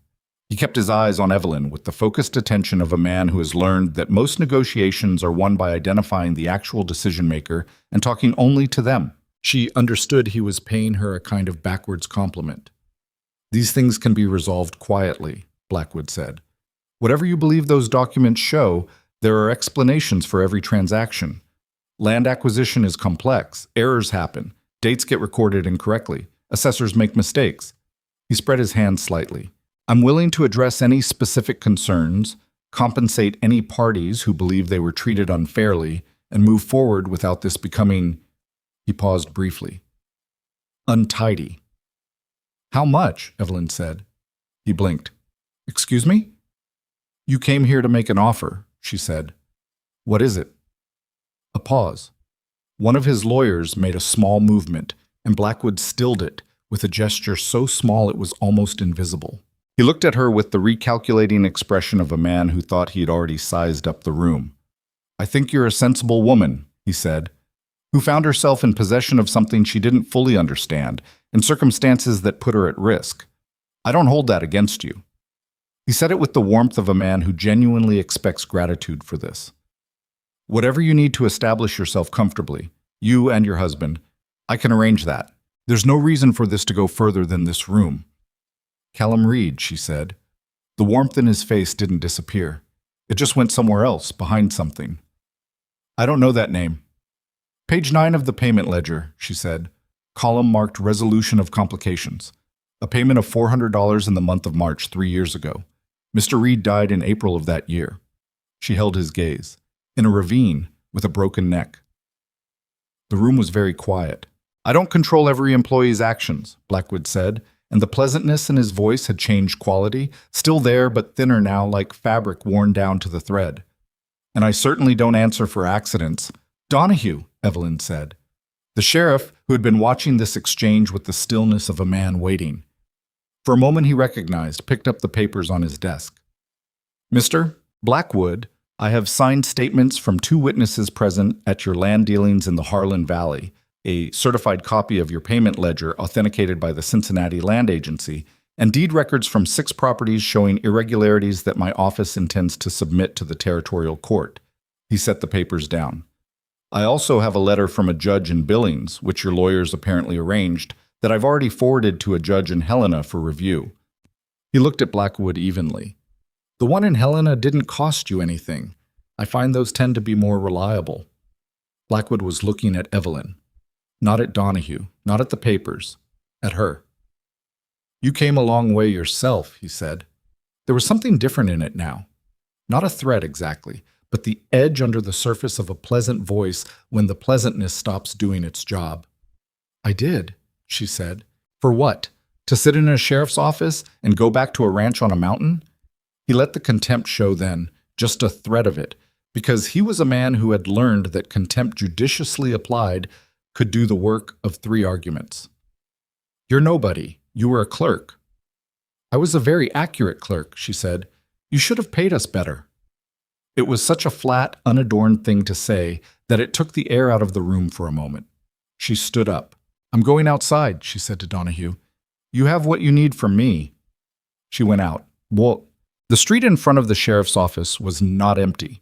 Word had traveled faster than she'd understood, and what she walked out into was not the quiet morning she'd left an hour ago. There were people on the boardwalk across the street. She counted 15, 20, more appearing from the direction of the general store and the saloon, and she recognized some faces from Ridgecrest, people who'd made the ride down, and some she didn't know, people from Harlan Falls itself, who'd heard the telegraph and the rumor, and had come to see. Clara Bowen was not there. She noted that absence and didn't spend time on it. Greer was there. He was standing at the edge of the small crowd with his hands in his coat pockets and his reading glasses pushed up on his forehead, and when she came out, he looked at her with the expression he'd used when he told her about the fence posts, the flat informational look of a man who didn't waste his face on things that didn't warrant it. She stopped on the boardwalk in front of the sheriff's door. She hadn't planned to speak. She'd planned to stand here and wait for whatever happened next. But the people across the street were looking at her, and she thought about the reporter inside, who had been present for everything and would write whatever he was going to write regardless. And she thought about the families in the Harlan Valley who had sold their land at a fraction of value and moved away, and the ones who hadn't sold and had suffered for it, and Orville Prentice, who had made a decision to keep his daughter safe and had been living in the shadow of it for 3 years. She thought about Callum Reed, who hadn't had the option of deciding. "My name is Evelyn Hale," she said, her voice carried in the cold air. "I came to this territory 4 months ago. Most of you know who I am because you were there when I got off the stagecoach and your first reaction was to laugh." Nobody moved across the street. "I'm not saying that to shame anyone," she said. "I'm saying it because I want you to understand that I know exactly how this territory sees women who show up without obvious recommendations. I knew it when I stepped off that coach, and I knew it every day after." She paused. "I also knew what I was carrying, and why, and what it was going to take to do anything useful with it. And I want you to understand that standing in that room just now was not the hardest thing I did. The hardest thing I did was set fence posts in frozen ground on my second week on a ranch where I wasn't sure I was welcome, because I had decided that the way to prove I was worth something was to act like I already knew it." The door opened behind her, and she didn't turn around, but she felt Colton step out and stop. She heard the door open again and knew Donahue had come out too. "Silas Blackwood bought land in this territory by ruining the people who owned it," she said. "I have 14 documented instances of deed fraud, a payment ledger showing money changing hands in connection with at least one death, and the testimony of people who were there. Donahue has all of it. The territorial court will have it by next week." She looked out at the people across the street, the faces she knew and the ones she didn't, all of them still and listening. "I'm not telling you this to make a speech. I'm telling you because some of you lost things you shouldn't have lost, and some of you know people who did, and you deserve to know that someone tried." The door opened behind her a third time. She turned. Blackwood came out flanked by his 2 lawyers, and behind him Donahue and his deputy. The lawyer on Blackwood's right started to say something about the hearing process, and Donahue said, "Not on the street, counselor," in a voice that settled the matter. Blackwood looked at the people across the street, and then at Evelyn. His face had gone back to the composed quality it had when he walked in, because he was a man who had been doing this a long time, and he understood that whatever happened next was going to happen whether he looked rattled or not, and he preferred not to look rattled. He looked at her with the level assessment of someone making a final calculation. "You've made your statement," he said. "Yes," she said, "I have." "This will take years to resolve," he said. "Courts are slow. Evidence gets complicated. Witnesses change their minds." "Some do," she said. "I won't." He looked at her for a moment longer, and there was something in it that she hadn't expected, something that was almost respect, or maybe the specific frustration of a man who has encountered an obstacle he genuinely didn't see coming and can't buy his way around. Then he looked away toward his lawyers, and that was the end of whatever it was. Donahue put his hand on Blackwood's arm. "Mr. Blackwood, if you'll come back inside, my deputy has some paperwork." Blackwood went inside without another word. The door closed. Evelyn stood on the boardwalk in the cold morning air and let out a breath she'd been holding for what felt like days. Her hands were shaking. She noticed that now, the fine tremor in her fingers, the thing her body had been saving for after. She pressed them together and didn't let it show, or tried not to. Colton stepped up beside her. His shoulder was against hers, barely, just contact, just enough to feel. Across the street, Greer started clapping. He did it slowly, deliberately, the way he did everything, without flourish. And then the man beside him did, and the woman beside that man, and it spread in the uneven way that real things spread, not all at once, not neatly, but person by person, until the sound of it filled the cold street and she had no idea what to do with any of it. She looked down at her hands. "Stop shaking," she told them, which didn't work, but she felt better for saying it. "You did well," Colton said quietly, beside her. "I said what needed saying," she said. "That's what doing well looks like," he said. She looked at him. He was watching the street, not her, but the line of his jaw had eased from the hard set it had held all morning, and she thought that this was one of the things she'd come to recognize about him, the way his body registered relief before his face did, the slight release of something held too tight. "Thank you for being there," she said. "I wasn't doing anything," he said. "You were standing behind me," she said. "That's not nothing." He looked at her then. The morning light was thin and bright off the frozen ground, and she could see all of him in it, the tiredness, the steadiness, the man who had said all right when she put a box of dangerous evidence on his kitchen table and meant it every time. "Let's go home," he said.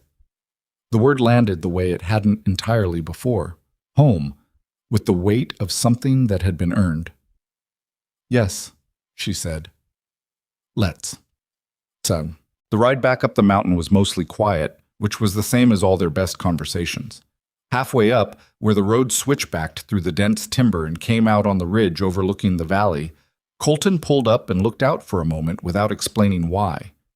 Evelyn pulled up beside him. The valley was spread below them in winter afternoon light, wide and pale, the river cutting through it dark against the frozen ground, the mountains on the far side going blue in the haze. She'd seen it before. She'd been here 4 months now, and she'd seen it in every kind of light. But it looked different today, in the way that places sometimes look different after something has shifted, like the landscape itself has registered a change. "Prentice is going to testify," Colton said. "I know." The 2 other families he mentioned, Henderson and the Crail widow, Lyle thinks they'll come forward. "He's probably right. It's going to take time," he said. "Like Blackwood said, these things move slowly." "Yes," she said, "but they move." He was quiet for a moment. Below them, a hawk was working the thermals over the valley, circling without apparent effort, riding the air with the casual mastery of a creature that has been doing this longer than anyone watching has been alive. "Denny asked me something last night," Colton said, "before we left." "What did he ask?" "He asked if you were going to stay." He said it without looking at her, watching the hawk. "After this, when it's done." She turned to look at his profile. "What did you tell him?" "I told him that was your choice to make." A pause. "I told him I hoped you would." She held that for a moment. "What do you hope?" she said. He looked at her then, and she thought about the first time she'd seen his face. At the stagecoach stop in Ridgecrest, the man with his arms crossed and his boots planted in the mud, the man who had almost turned her away. And she thought about how little she'd known then, standing there with her trunk and her metal box, about what the next 4 months were going to be. "I think you know," he said. "I'd like to hear it," she said. He looked at her for a moment, and she could see him working up to it in the way he always did, testing the planks. Then he said, "I stopped thinking about this as a business arrangement a long time ago. I don't know exactly when. Somewhere between the fence posts and the steer." He paused. "I want you to stay because this is your home. Because I want it to be. Not because of the arrangement."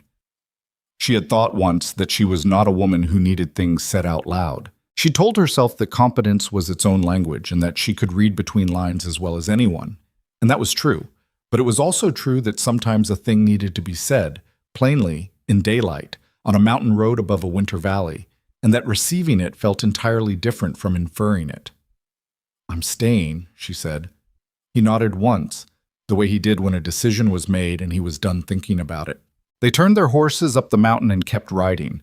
When they came out of the tree line onto the plateau and the homestead came into view below, the low house and the bigger barn, The smoke from the chimney where Prentice had kept the fire going, the cattle in the lower pasture doing what cattle did in winter, which was stand around and refuse to be impressed by anything.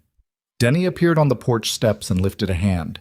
He looked at them both for a moment with the assessment he'd had since the first day, that 12-year-old gravity, and something he read in what he saw made him uncross his arms. "Soup's cold," he said. "I told Prentice not to let it go out, but he did." "We'll heat it up," Evelyn said. "I know how to heat soup," Denny said. "I was just saying." He turned and went back inside, and the door shut behind him, and she heard him telling Prentice with some firmness that the stove needed more wood. Colton swung down from his horse and looked at her. "You want to tell him how it went?" she said. "You can tell him," he said. "You were there for all of it." She dismounted and handed the reins to Colton and went up the porch steps and pushed open the door, and the warmth of the house came out to meet her. Wood smoke and soup, and the smell of a place that has been lived in with enough daily effort to accumulate its own particular warmth, and she went inside. She did not know, yet, about the weeks that still lay ahead, the court filings and the testimony and the long process of turning documented evidence into actual justice, which was slower and uglier and more contingent than any clean version of this story would allow for. She did not know that Blackwood's lawyers would spend 4 months trying to disqualify the documents, or that 2 of the ranching families Lyle brought in would get cold feet and need persuading, or that there would be a night in February when she would sit at the kitchen table with Lyle and feel the whole thing tipping in the wrong direction. But she knew what she was made of by now, and so did the people around her, and that was not nothing. That, she had learned, was most of what anything real was built from. The February night, Evelyn thought they might lose everything. She was sitting at the kitchen table with Warren Lyle and a lamp that needed its wick trimmed and a stack of papers that had been reorganized 4 times in the past 3 hours without improving. Lyle had ridden up the mountain in weather that had no business permitting riding, and he'd come in cold and grim and sat down without taking off his coat, which told her before he spoke that whatever he was carrying wasn't going to get easier with delay. "Blackwood's lawyers filed a motion this afternoon," he said. "They found a procedural flaw in the way the deed records were submitted to the territorial court. The originals were authenticated by Farwell's office in Cincinnati, but the chain of custody between Cincinnati and the Billings Land Registry has a gap. 4 days where the documents were in transit and not formally logged." She looked at him. "That gap exists because I was on a stagecoach." "I know that," Lyle said. "The question is whether the court accepts a personal account of transit as sufficient documentation in the absence of a formal log. And if they don't? Then the deed records get thrown out," he said. "Which doesn't end the case. We still have the payment ledger, Prentice's testimony, the Henderson family, but it significantly weakens the fraud counts.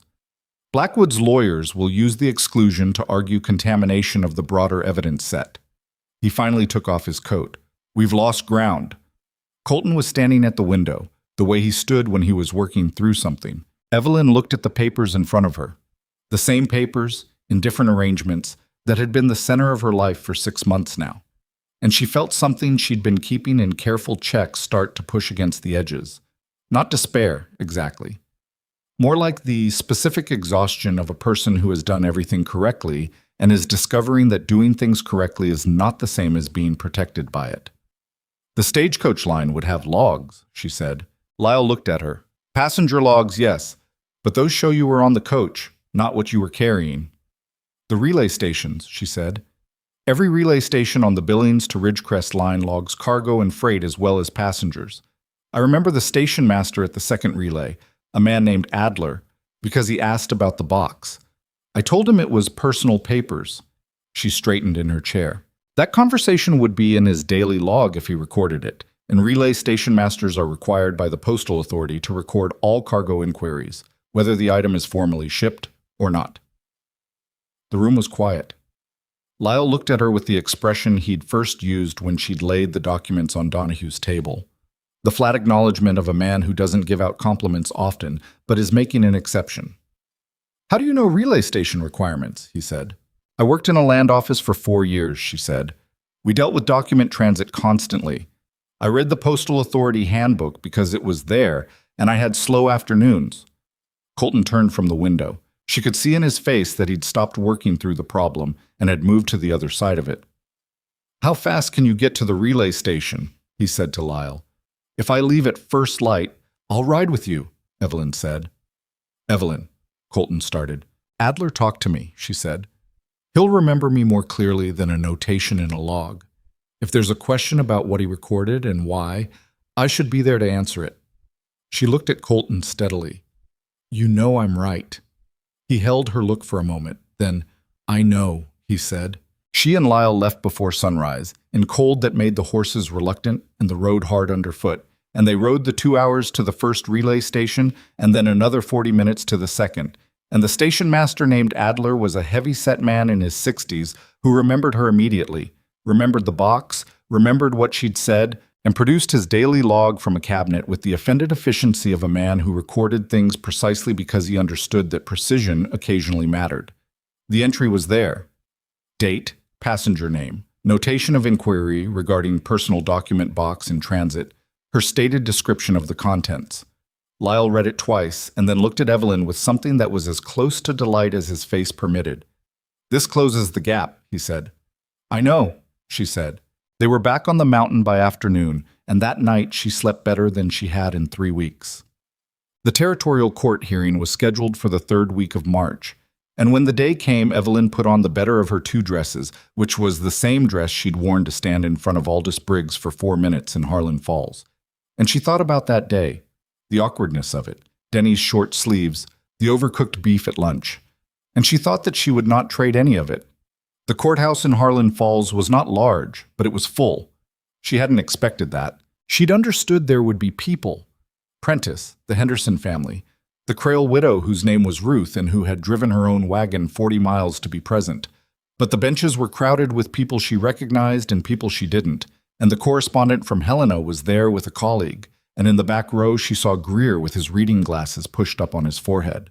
Blackwood was there too, at a table on the other side of the room with his lawyers arranged around him. He looked, if anything, more composed than he had in Donohue's office. The composure of a man who has had time to settle into his strategy and believes it will hold. He didn't look at her when she came in. She sat beside Lyle and put her hands flat on the table in front of her and looked at the judge. His name was Calloway, and he'd come from Helena, which mattered.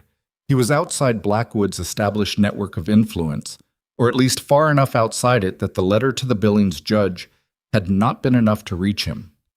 He was a tall man, spare, with the severe economy of someone who had spent 30 years deciding things and had lost patience for the parts of the process that were theater. He looked at the room, looked at the papers before him, and said, "We're here on the matter of territorial fraud claims against Silas Blackwood, consolidated case. I've reviewed the submitted evidence." He paused. All of it, including the relay station log submitted yesterday by counsel for the plaintiff. He said this last part looking at Blackwood's table with the particular flatness of a man letting a point land without editorializing. The hearing lasted 4 hours. Evelyn testified for 40 minutes. She had testified before, to Donohue, in the depositions, in the written statements. But this was different, the formal weight of it, the judge's eyes on her in the room behind her, and she told herself to speak the way she'd written in the land office. Accurately, without qualification she didn't mean, without decoration she didn't need. Blackwood's lead lawyer, a man from Billings named Croft, who had the self-possession of someone who had won more cases than he'd lost, cross-examined her for 30 minutes. He was good at his work. She gave him that. He found 3 places where her memory of the exact sequence of events was imprecise, and pressed them, hard, and she acknowledged the imprecision where it existed rather than defending it, which she thought was the right call, and she watched Croft recalibrate slightly in response, the adjustment of a man who had been expecting her to overreach. Prentice testified after her. He was nervous. She could see it in the way he held his hands, but he didn't falter, and what he said was specific and dated and corroborated 3 separate entries in Blackwood's payment ledger, and the room was very quiet while he spoke.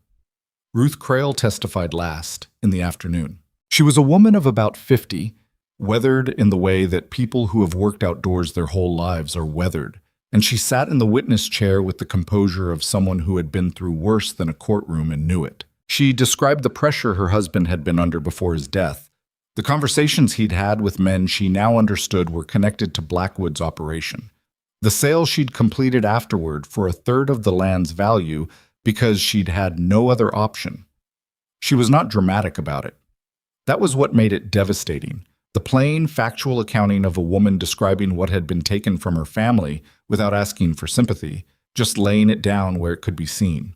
When she was done, the room was silent for a moment before Calloway said, "Thank you, Mrs. Crail," in a tone that was more human than judicial. Get. The verdict came the following morning. Calloway found for the plaintiff on 11 of the 14 fraud counts, with 3 held over for a second hearing pending additional documentation from the Billings Land Registry. He ordered the immediate review of all property transactions involving Blackwood's interests in the 3 affected counties, appointed a territorial administrator to oversee the process, and remanded Silas Blackwood to custody pending sentencing. The sentencing hearing was set for 6 weeks out. Evelyn sat at the plaintiff's table and heard all of this and felt, not triumph, because triumph was too clean a word for it. What she felt was closer to the feeling after the fence posts in frozen ground, the specific tired satisfaction of something finished, the knowledge that the cost of the thing was real and the thing itself was also real, and that both of those facts could be true at the same time. Blackwood was led out past the plaintiff's table by Donahue's deputy, and he paused, just for a second, just long enough to look at her. She met the look. There was nothing to say. He kept moving. Lyle closed his case file with both hands and set it on the table with a precision that was more eloquent than anything he could have said. 11 counts, he said. And 3 pending, she said. The 3 will follow, he said. The Billings Registry has been subpoenaed. It's a matter of process now. She nodded.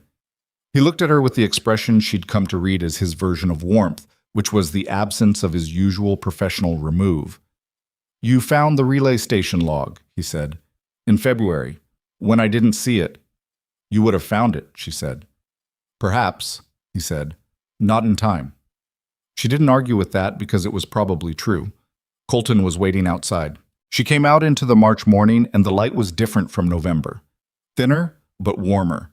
The first tentative suggestion of a season turning, the way it does in mountain country, where spring is less an arrival than a negotiation. He was standing in the street with his hat in his hands, which was something she'd learned he did when he was waiting for something that mattered. And when she came out, he looked at her face and read what he needed from it before she spoke. 11 counts, she said. He let out a slow breath. And Blackwood? In custody. He nodded once. Behind her she heard Lyle coming out of the courthouse, and beyond him the sound of people filing out. And the correspondent from Helena was already in the street with his notebook. And she thought about what she'd said to Colton months ago. I want the story told accurately. And she went to talk to the man before the story got away from her. The sentencing came in late April, on a Thursday, while the snow was still melting off the upper pasture, and the ground was soft and the cattle were restless with the change in air. Blackwood received 7 years in the territorial prison on the 11 counts, with the possibility of additional time pending the outcome of the 3 held-over charges and a separate investigation that the Federal Land Office in Washington had opened in February, apparently prompted by the Helena newspaper correspondent's coverage, which had been picked up by 3 other papers and had become something larger than any of them had planned for. The territorial administrator assigned to review the fraudulent land transfers worked through the spring and summer of that year, and by fall had identified 19 properties, not 6, not 14, but 19, that had changed hands under circumstances that warranted review. Of those, 11 were restored to the original families or their surviving relatives through a combination of court order and negotiated settlement. 4 more went into a territorial land trust because the original owners had died or couldn't be located, and the land couldn't simply be left in administrative limbo. That land trust was where Evelyn's involvement deepened beyond what she'd anticipated. It had started as a practical conversation with Lyle in June about what would happen to the 4 properties without clear inheritors. Lyle's view was that they'd be absorbed by the territorial government, held in some form of public reserve. Evelyn's view was different. There are families coming into this territory every season who have nothing, she said. No land, no stake, no way to start. They're the same position the families Blackwood targeted were in before they established themselves. She set down her coffee. The trust should support those families, not give land away. structure loans, provide legal standing, help people file valid claims without getting taken advantage of by the next Blackwood. Lyle looked at her for a long moment. That's not a land trust, he said. That's a legal aid organization with land as collateral. Yes, she said. It is. He thought about it. Who administers it? People who understand land records and legal process, she said, and who have demonstrated they're not for sale. He understood what she was proposing. You'd need a board, documented governance, accountability to the territorial court. I know, she said. That's why I'm talking to a lawyer. He almost smiled. It was the closest she'd seen him get. This will take work, he said. Most things worth doing do, she said. It took 8 months to establish the Harlan Valley Land Trust with the territorial court's approval, and it was not a smooth 8 months. There were arguments about governance and arguments about eligibility, and one spectacular argument with a territorial administrator named Briggs, a different Briggs from the Justice of the Peace, though she sometimes found the coincidence grimly funny, who believed that displaced families should apply to a government office in Helena rather than a locally administered trust, and who said so at some length and volume in a meeting in October. Evelyn let him finish. Then she said, "The families who need this trust have already had their dealings with government offices. Most of them are not inclined to walk back in and ask for help from the same system that failed to protect them. A local organization with local accountability is different. I'd ask you to consider whether the goal here is institutional efficiency or actual outcomes." Briggs was quiet for a moment. "You're talking about trust in the literal sense," he said, "not the legal entity." "Both," she said. He approved the governance structure 2 weeks later, with modifications she mostly agreed with, and 2 she didn't but accepted because Colton had told her early on that a fence built with someone else's help holds better than one built alone, and she'd found that to be true in more ways than literal. Prentice joined the Trust's board in the spring of its first operating year. Ruth Crail joined in the fall, which was the appointment Evelyn was most proud of because Ruth had initially declined, not from lack of interest, but from the particular reluctance of a woman who had been told for so long that her judgment was private property rather than a public resource. It had taken 3 conversations, a significant amount of coffee, and Evelyn saying finally, plainly, "Ruth, you lost your ranch to a man who counted on you not being in the room when decisions were made. I'm asking you to be in the room." Ruth had been quiet for a moment. Then she'd said, "That's a hard thing to argue with," and signed the paper. The trust handled 23 families in its first 2 years of operation.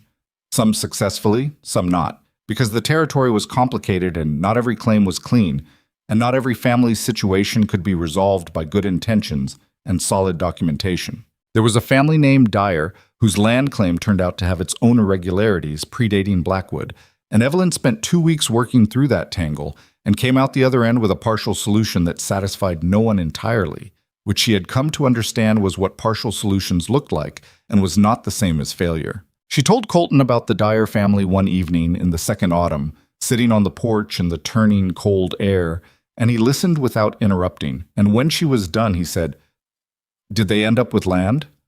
"A smaller parcel than they wanted," she said, "but clear title." "Then you helped them," he said. "It's not what I—" "Evelyn," he said, with the patient exactness he used when she was being too hard on something. "You helped them." She sat with that. "You're right," she said. "I know," he said, mildly, which made her exhale something that was almost a laugh. Denny turned 14 in the summer of the Trust's first year, and the change in him over those months was the kind of change that happens to boys when they are near people doing real work. Gradual and then sudden, like the way you don't notice a plant growing until one day it's taller than you expected. He had started somewhere in the spring to ask questions about the Trust, not because he'd been invited into it, but because he'd overheard enough conversations at the kitchen table that his curiosity had outpaced his reserve. He wanted to know how a deed was structured and what made a claim valid and how you read a survey map. He had his father's directness, and she was starting to think, something of his own that was neither of his parents', a kind of systematic patience with complex problems that reminded her, unexpectedly, of herself at that age. She started teaching him to read survey maps on a Sunday afternoon in July, spread out on the kitchen table, and he was a careful student who asked good questions and pushed back when something didn't make sense to him, which she considered a better sign than blind acceptance. "You'd be good at this work," she said, once, without making more of it than that. He looked at the map for a moment. "What work specifically?" "Land law, land administration, the kind of work that requires understanding both what the document says and what the land actually is." He thought about it seriously, which was how he thought about everything. "That takes a long time to learn." "It does," she said. "Did you always know you wanted to do it?"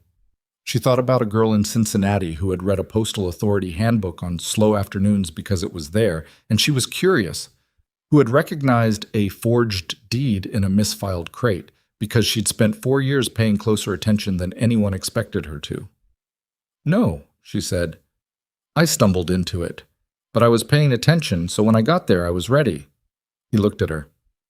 "That's a strange way to find a thing." "It's the most common way," she said. "People just don't usually admit it." He went back to the map, tracing a survey line with his finger, and she sat across from him in the afternoon light and thought about the woman she'd been when she stepped off a stagecoach in November and heard people laugh, carrying a metal box and a plan that was mostly just desperation organized into forward motion.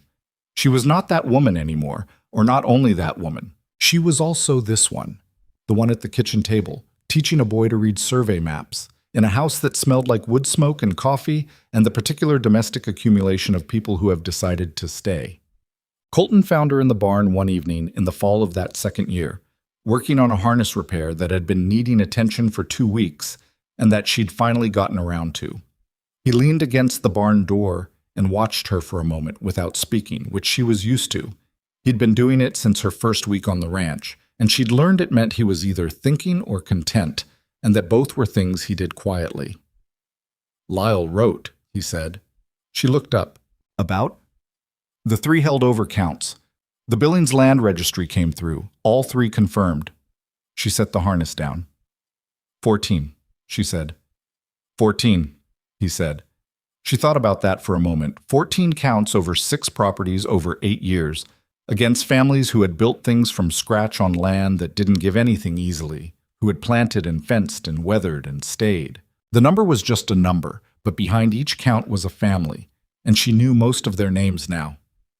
Lyle also said, Colton continued, that the federal office in Washington has opened investigations in 2 other territories based on evidence that came out of our case. Blackwood had operations we didn't know about. "We suspected," she said. "Suspected and knowing are different." "Yes," she said. "They are." He was quiet for a moment.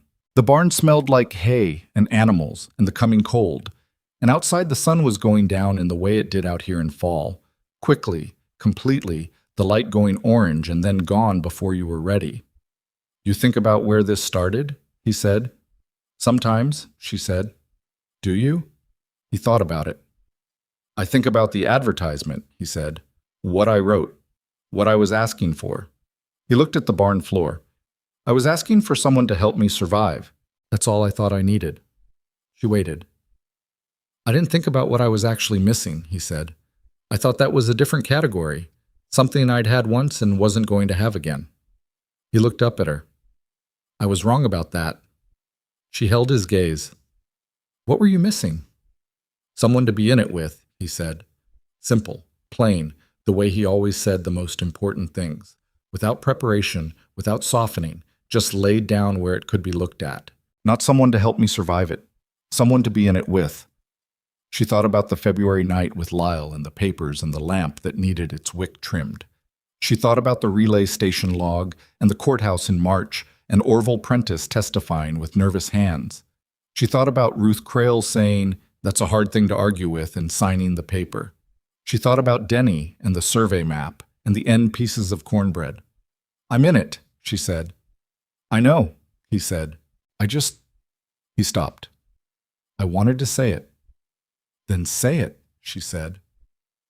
He looked at her the way he had on the mountain road in December, with that winter valley spread below them, and said, "I love you. I should have said it sooner, and I kept not finding the right time, and I've decided there isn't a right time, so I'm saying it now in the barn." She stood up from the harness. "In the barn," she said. "Yes," he said. "I'm aware." She crossed the barn floor and stopped in front of him, close enough that she could see the grain of the tiredness in his face and the steadiness underneath it. The man he was, imperfect and contained and capable of more than he'd known how to show for a long time. And she said, "I love you too. I've known it since February, when you sat at that table with Lyle and me and didn't once suggest we should give up." "I thought about suggesting it," he said. "I know," she said. "You didn't." "No," he said. "I didn't." She put her hand against his jaw, and he put his hands on her arms, and it was not a dramatic moment, which was appropriate for two people who had been practicing restraint so long they'd made it into a form of intimacy. It was just two people, in a barn, in the fall, on a mountain, having finally gotten around to saying the things that had been true for a while. The Harlan Valley Land Trust was still operating 12 years later, when Denny Hale came back from 2 years studying land law in Denver and joined the board as its youngest member, and eventually, in time, its director.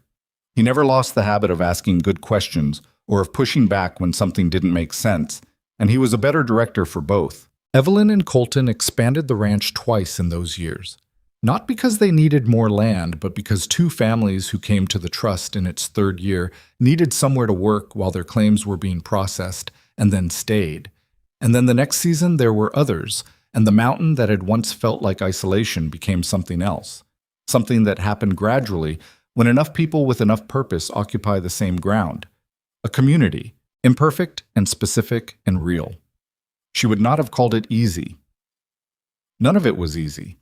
There were bad seasons and hard winters, and the year the upper pasture flooded and took out the east fence, and they rebuilt it in 3 days in weather that was actively trying to prevent it. There were disagreements about the trust that required more patience than she sometimes had. There was a period when Denny was 16 and the gap between who he was and who he was going to be made him difficult to be around, which was true of most 16-year-olds and didn't mean anything about who he became. And there was Colton, who was never easy in the way that easy men are easy. Not smooth, not given to comfort, not the kind of person who forgot that hard things were hard, but who was steady in the way that mattered, the way that you feel in someone when they've decided something and don't have to keep deciding it. And who got better at saying things out loud over the years, slowly. The way he got better at most things, by practicing without making a performance of the practice. She thought about something Greer had said to her once in the general store, that Martha Hale had set half those fence posts on the north pasture, and that Colton had respected that about her.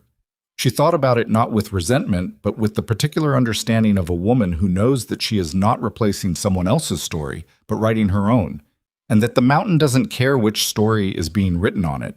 It just holds the ground. What she had come to understand in the way that you understand things that take years rather than moments was this. Worth is not something the world assigns to you and then you spend your life arguing about. It is something you demonstrate through the accumulation of choices. The fence posts in frozen ground, the relay station log found in February, the conversation that brings Ruth Crail to a table where decisions are made.